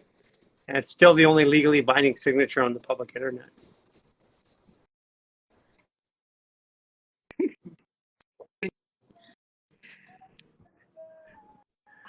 This is. Wait a little.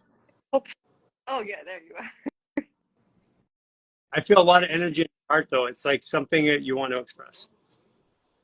I wanted to say thank you for something that was a huge win yesterday.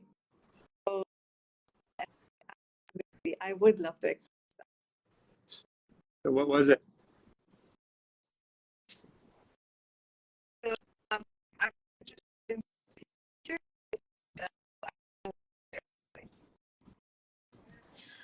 It's going to be a mystery for a little while. There's going to be a mystery for a It's little a while. mystery at the moment. Here, let's try and pick it up in 10 or 15 minutes and see if that does it. That's too funny. That is too funny. Okay, let's try and pick it up for We'll Meghan. find out later. Oh, what the- Meghan. So let's try and pick it up for 10 or 15 minutes. Because I want to hear. I have a feeling I know what it's about. So yesterday was super powerful. And that's why. So Edge of my seat excitement. Yeah. Yeah, totally.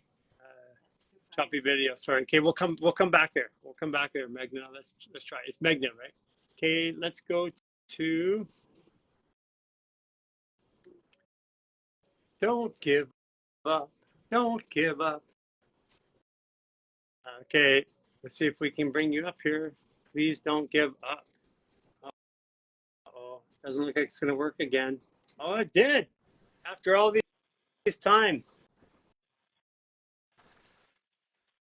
Hi, how are you? I can't see you.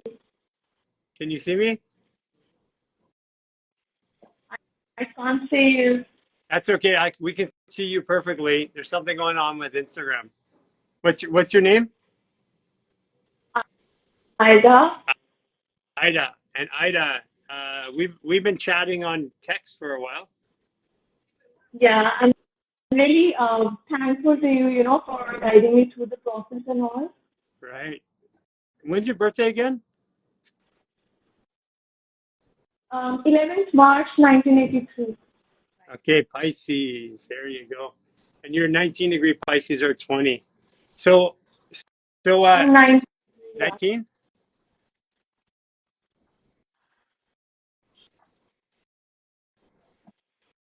Is there a big delay?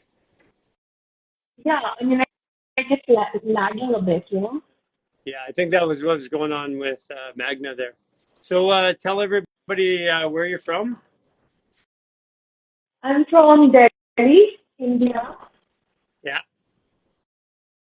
and I'm like so curious, to know my charts and all. I mean, yeah, it's not working. I mean, like, I can't even see you, and your voice is, like, not reaching me at the time. I can hardly hear. Can anybody else hear? Hello? It's like coming. Yeah, can you hear me? What?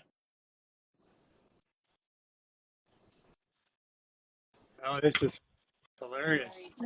We've been trying to do this live. We're trying to get you up live for a long time. There it is, freezing. Something's going on with Instagram. I can't see. Well, okay, something's going on with Instagram. Not sure what that is. Okay, you can hear her. So let's go into the comments. If maybe that just wasn't supposed to be talked about today. Yeah, isn't that weird though? Yeah, a little bit. Okay, exercise, jump at once. Pixelated. Yeah, there's something going on.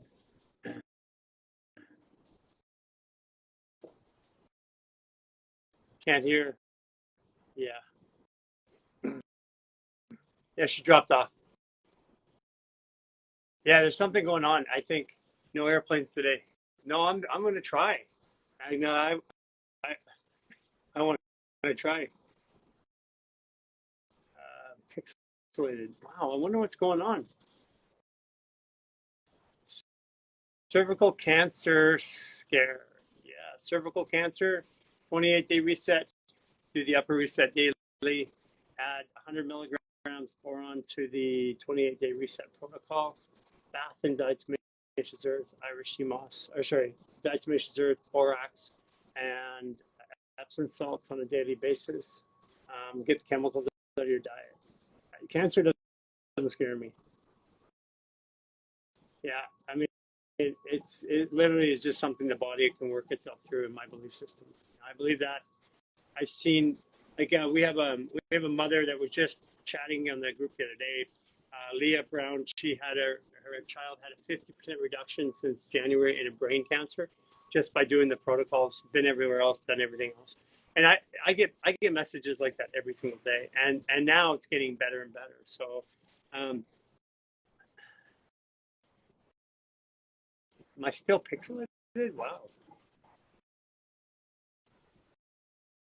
Yeah, there's something the world isn't ready to hear. That's a good, that's actually a good point. I'm going to try again. This better clear up before our call on Friday, Michelle. Happy Fascia sack camper. Did you say glyphosate? So glitchy in Arizona. Should add DE and CMOS in addition to your supplements. Yeah, I would. You want your body. You want your body to memorize the delivery system of food. The reason why they put sugar in with other things is other things fire hormones that your body likes. The sugar amplifies it, and so your body craves. Your body doesn't crave sugar naturally. It craves something that's with sugar. So just like minerals that are really good for you, you want your minerals to be in foods that you like, because then your body starts to crave those foods, and this becomes a part of making the process, making the food. Okay, let's try it one more time. And if it keeps going this way, we'll shut down for today. We're almost there anyways.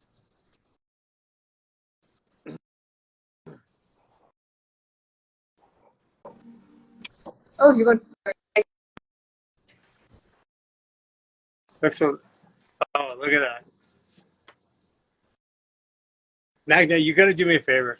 You gotta send me a message, a DM me, and say you're on the live with me, and and and I want to hear, and I want to actually, I got a feeling it should be something we should talk about.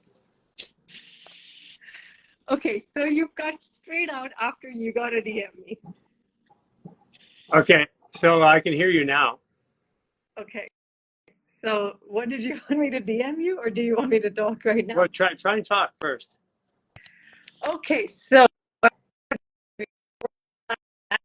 and Leo ascendant. I think you're good. I heard Leo ascendant. And Aquarius sun, Yeah. and Sagittarius moon. Okay. That's the story. What I wanted to say thank you about is I went in for my annual medical checkup yesterday, which we have measured in at 156 centimeters height-wise. Yeah. And I've been 155 for the last 22 years.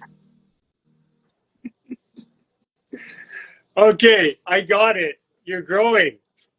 That's it. And you're going to continue to grow too. That's awesome. Oh, you're cutting out again. Thank you. I can't hear you anymore, but Yeah, okay, something's going on. You look taller there too. So Aquarius with Sagittarius moon and a Leo rising. That's a lot of fun. Follow your heart. The Aquarius says, yeah, I want to follow my heart. And the Sagittarius goes, let's go. Late to the party.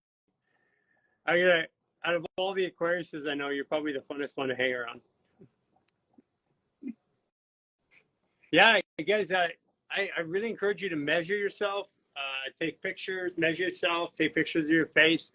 I can tell you I didn't take enough pictures. I thought I did, but I would have liked to have more along the journey. I can't believe the transition in my own body. It's just bizarre. Hey, and for Magna, the barefoot sprinter routine, when you're flying, the shin, this one here, and then the elbow twist over like this to breathe in. That opens up your kidneys. It keeps the body dysregulation of water from happening. And there's ethos.pt. There's an Aquarius Sagittarius. You guys should follow each other. Let's see if that works. Aquarius Sagittarius energy coming through.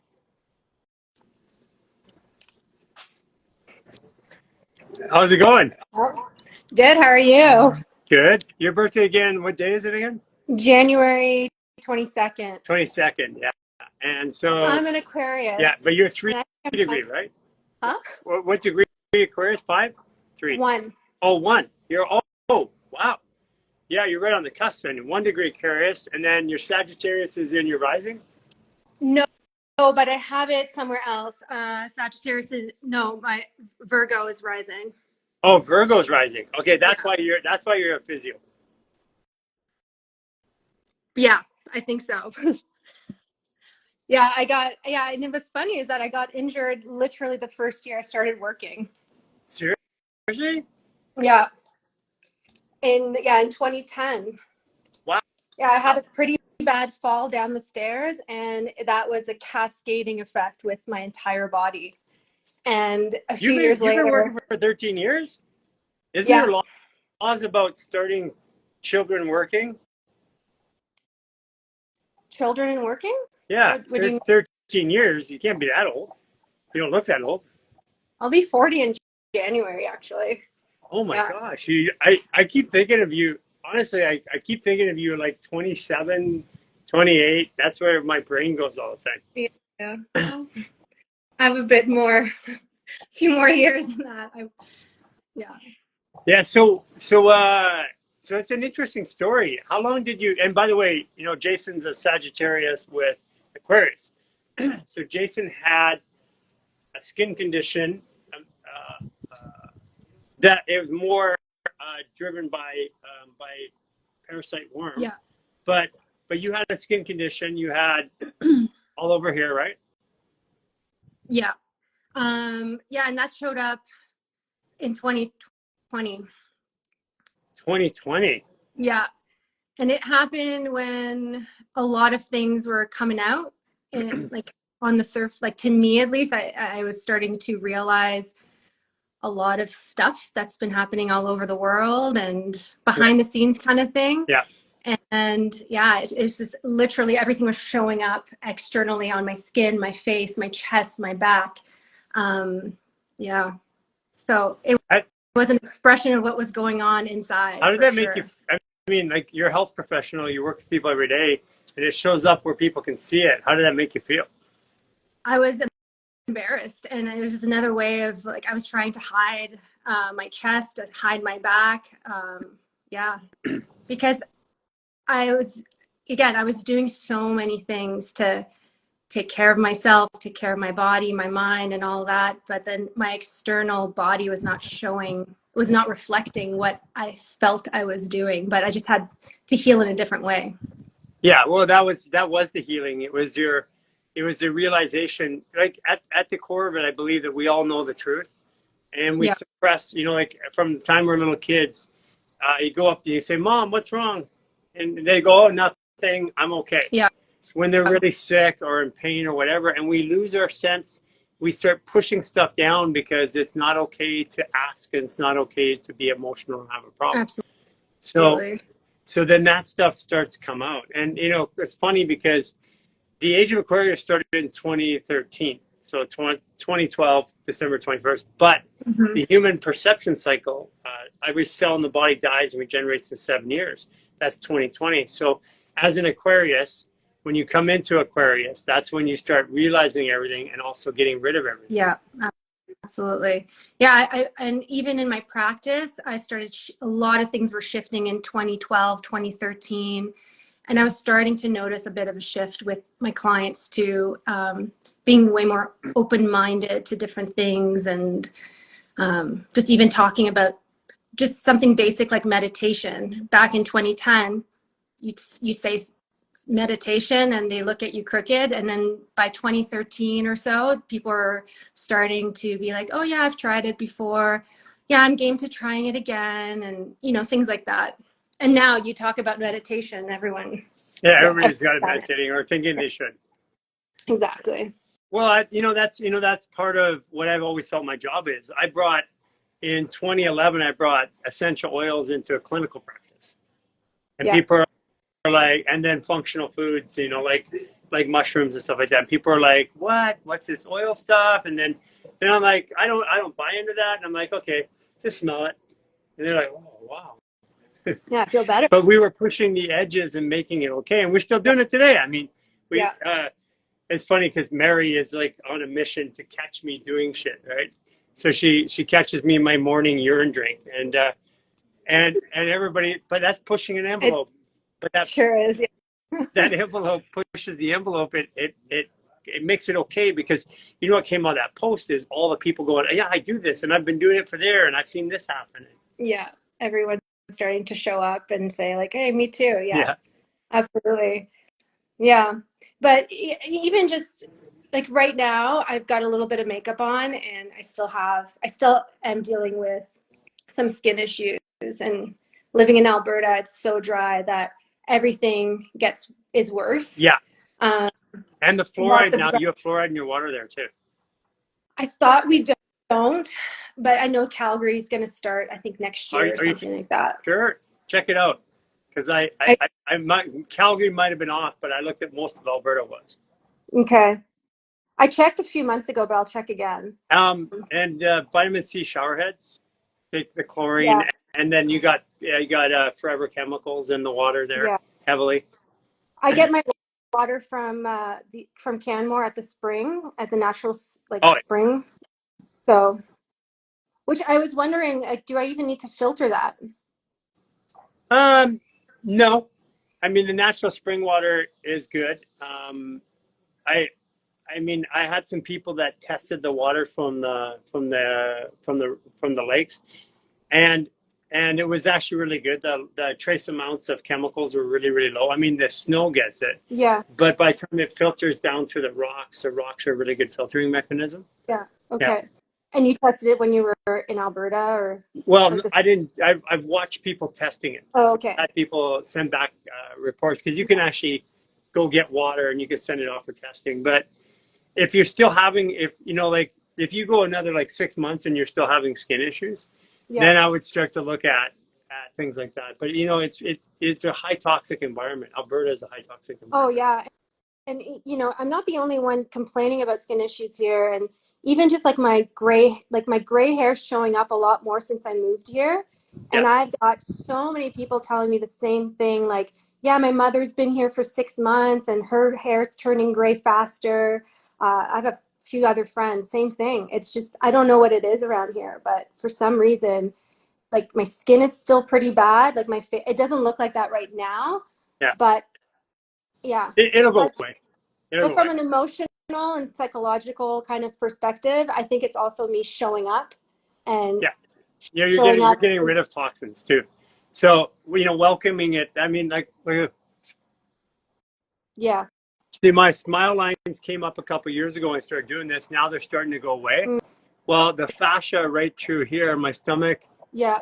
down through here was compressed, and I've been opening it. That's where my Yeah. face blew up last summer. Yeah. Is right on that meridian. Well, it started to open up the other day again, and I could tell because now it's detoxing. So I know because my skin's been clear and good for a Yeah. long time, so I know it's detoxing. Yeah. It's interesting. Like, I mean, for me also, I do know that I need to show up more, and things like this, like showing my face and talking to, oh, I know there's 226 people on here. Like No, that's out of my no, there's comfort. about 20,000 by the time we're done. Yeah. Well, there. Yeah.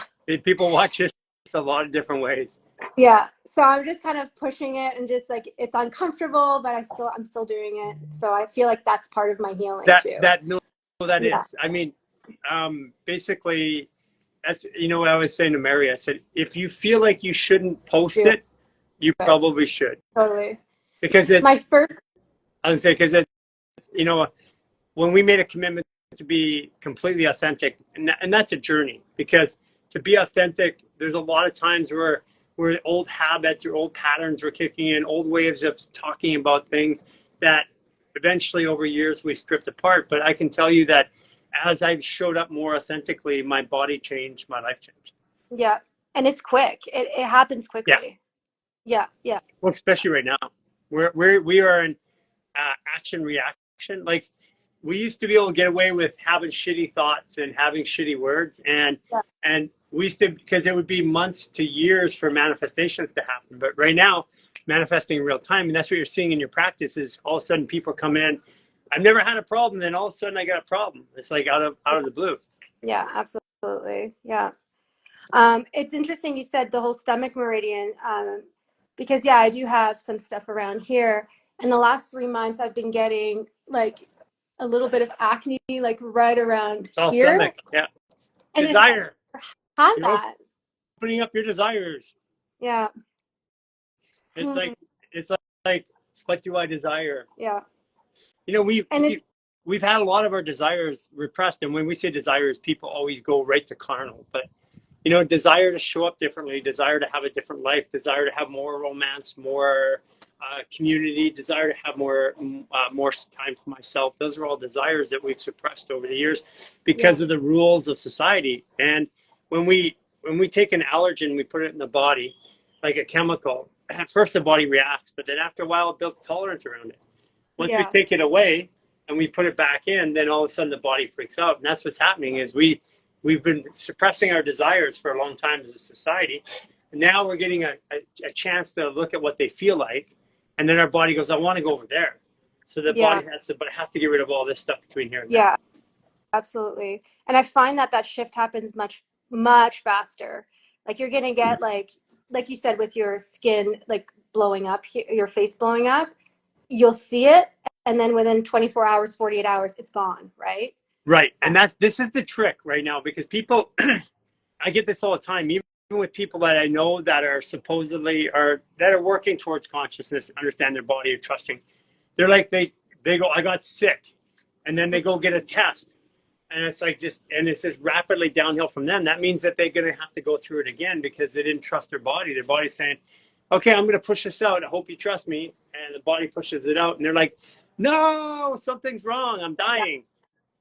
Yeah, you go back to the old way of thinking. Right? Yeah, absolutely. Are you, have you seen a demeanor change in people this last couple weeks? The last 2 weeks? In what sense? Well, people showing up a little bit more anxious, freaked out, angry, sad, depressed. I don't know. It's been crazy. My life's been crazy the last few weeks. So, I mean, I think I am a bit more anxious and a bit more frazzled for sure.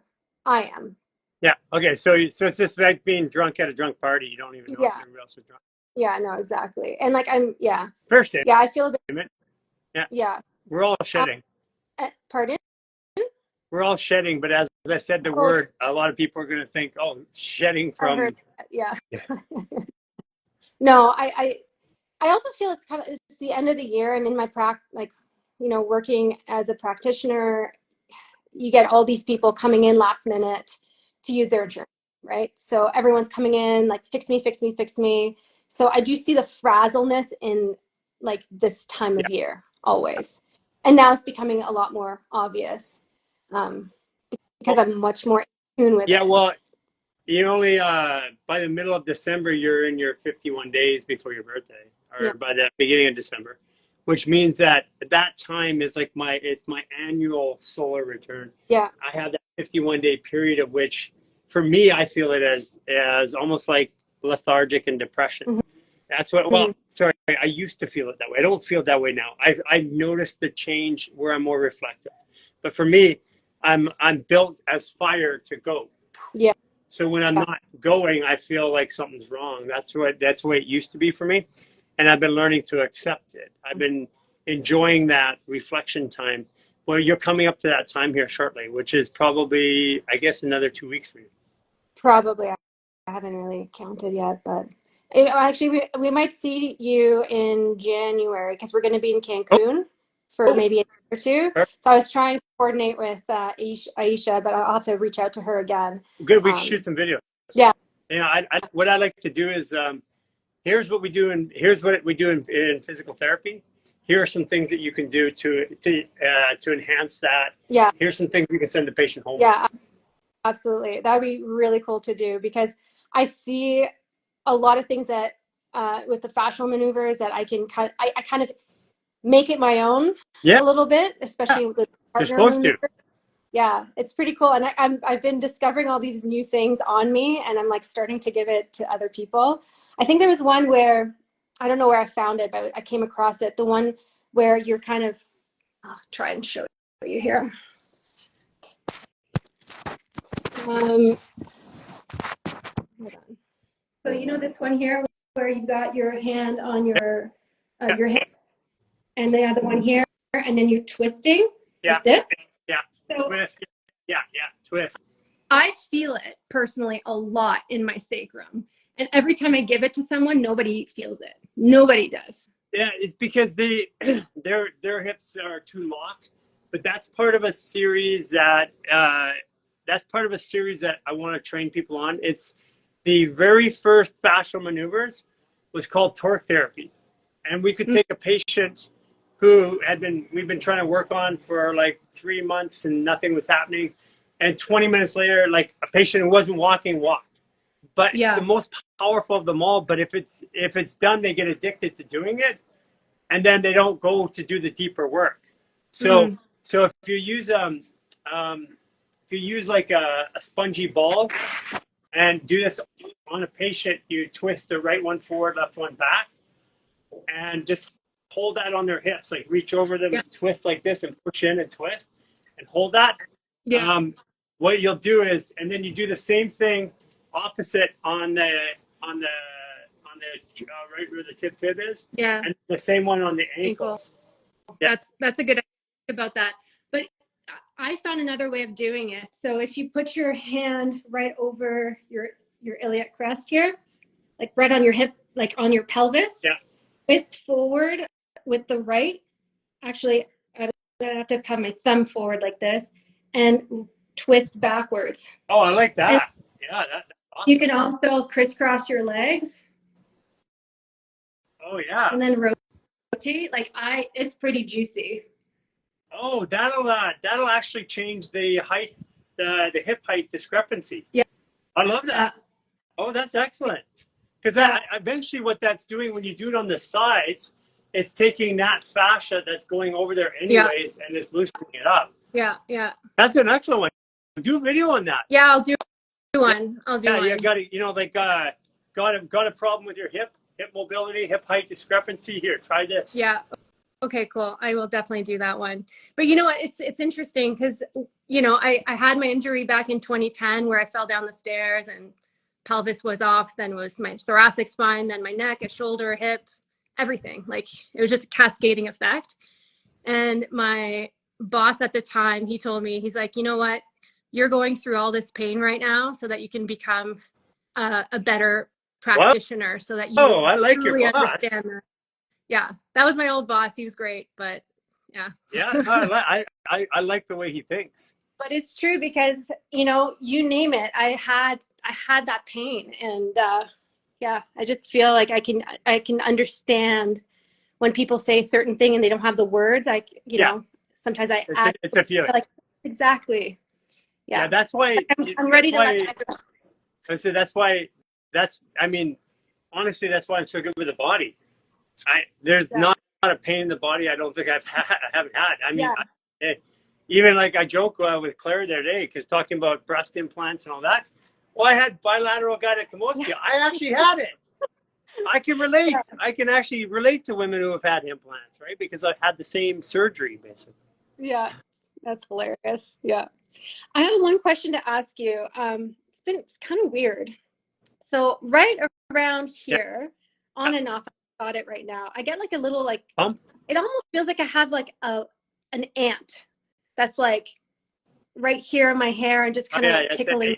Alien implants from when they abducted you. So what it is, okay, you're going to start to feel on your body layers of fascia. That's the gallbladder area. Yeah. But what happens is our head torques and twists and winds.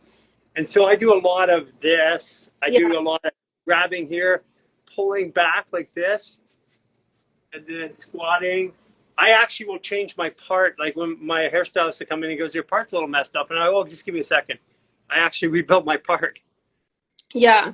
So it'll go away. Does it actually move or just feel bumpy? I mean, there is a little bit like a little bump, like a little zit. Yeah. But I'm not sure if it's like exactly where it is. That's but it anyway, there. I had a concussion 5-6 years ago. I landed right here. Yeah. Like my helmet cracked here. And it is close to that. Yeah, that would be it. Any compression there. So think about this. I know that we haven't put out visuals of this, but think about from your bone, not the way that you see it when we do like a cadaver lab. Cadaver lab, you can see like the functional lines of fascia, the spiral lines, etc. But not that. Those are structures that the body uses to move. But every organ, the way I see it, every organ has a layer of fascia that it communicates with.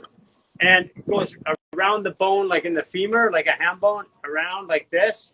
Each layer belongs to an organ. The bottom layer is bladder, sphere, and the top one in Chinese medicine is your lungs. So the top even says right beneath the skin is your lungs. That's why when you breathe something in or smoke, you can change the skin color like instantaneously. So from there to there, and then if you lock the fascia around the bone, you can't move. So that's why fear locks you up, can't move. So that's how I determined that bladder was around the bone, because it locks up the bone. Now the bone can't move.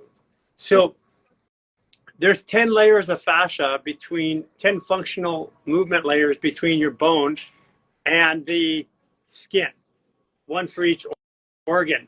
And when you have a concussion or a compression, what happens with that concussion or that compression is that you get adhesions in there at some point. Mm-hmm. And over the years they built up.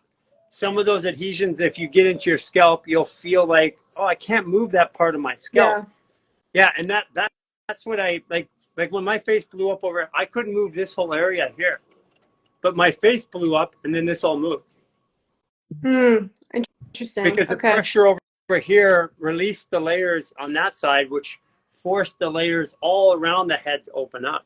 So again, thinking about like a Russian doll, each layer stacked on top of each layer. So that's that's a little bit of gallbladder in there, a little bit of resentment, and then that layer there, those layers will separate.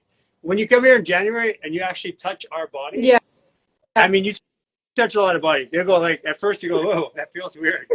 So you'll be able to feel the layers. Like I can go like this, you put your hand there, I go like this, and you can feel the layers moving like this. That'll be interesting. I'm looking forward to it because, yeah. Okay, cool. All right. Is there like, could I also just, because I know there's this one here where you've got your hand and you pull down. Could I also grab like it, pull it, twist it, turn it, direction? move it. Would you go like any direction, pulling, like, because that's what I usually tell my clients. Any like, direction. Whenever there's a restriction, whatever direction you feel it's restricted. Your body's going to go this way. It's going out. Like you're getting bigger and taller. So if you're getting bigger, you have to get bigger in your hands. Yeah. And you have to get bigger in your forearms, your shoulders, your head. Everything has to go up. So that the tension spots are right here, and you get tension spots right on the hips and right in here because you're going out. You're getting bigger. It means that even around the pubic bone, it has to increase. So one of the tricks to get that area of the head to increase is to get the fascia, get the fascia in the pubic bone and around here, get that opened up. And then what happens is it gives you more space up here. Yeah. Well, that's where I fell on my bum, fell down like 14 steps, broke the wall at the bottom. And if I remember, I think I was more on my left side. And yeah, the whole torquing thing around the adductor hamstring area, I can have somebody hold that for probably 5 hours. Yeah. So this is where there came a point where I had done everything physical to release like tension in my forearm. I mean, you see me on videos, I'm going like this all the time. I'm pulling it. And I mean, we're talking years of doing it. It didn't do it. Yeah. And then I had this massive realization, like with my daughter in this large intestine, and it all just released. So there's a point where moving the body will create a new perception, change my emotions. I can look at it. But then there's a point where there was no incremental reward for me doing the work. Like I would just do the fascial maneuvers and I wouldn't try to release anything because nothing would release. Yeah. And then all of a sudden I had this awareness and then boom, everything released. Yeah. You just kind of you have to get it from different angles, right? So if all the physical stuff doesn't work anymore, then you got to drop that. So I talk to it. I say, okay, I feel you adhesion there. There's an injury there. There's something that my body wants me to know. And I say, okay, I'm ready for the lesson, whatever the lesson is, show it to me. And usually within 3 days, I'll get some sort of like, oh, and then it's to connect it back to that intention. Yeah, exactly. Cool. Okay. I'm moving this a lot more today. Take care. Thank you very much. Yeah. Have a good day. Okay, guys. That's it for today. We have Chris Kadowski tonight. Sign up for it on the events page. It's free of charge. It's an introductory to nutrition. And it is for beginners all the way through to advanced. We have a 12-week program coming up after that. If you ever wanted to work with the human body, this is fundamentally the stuff that they will never teach you in school, that after you go to school and you take all your nutrition courses, you take 20 years to learn. And you get it from a point of view of movement and point of view of function. So go to that course that you can sign up for tonight, and then there's a full 12-week program after that. And I think it's like $297 or something like that. Yeah, 12 weeks, 90 minutes per week, recorded. You get the content, $297. It's like this helps pay Chris for his time, his effort.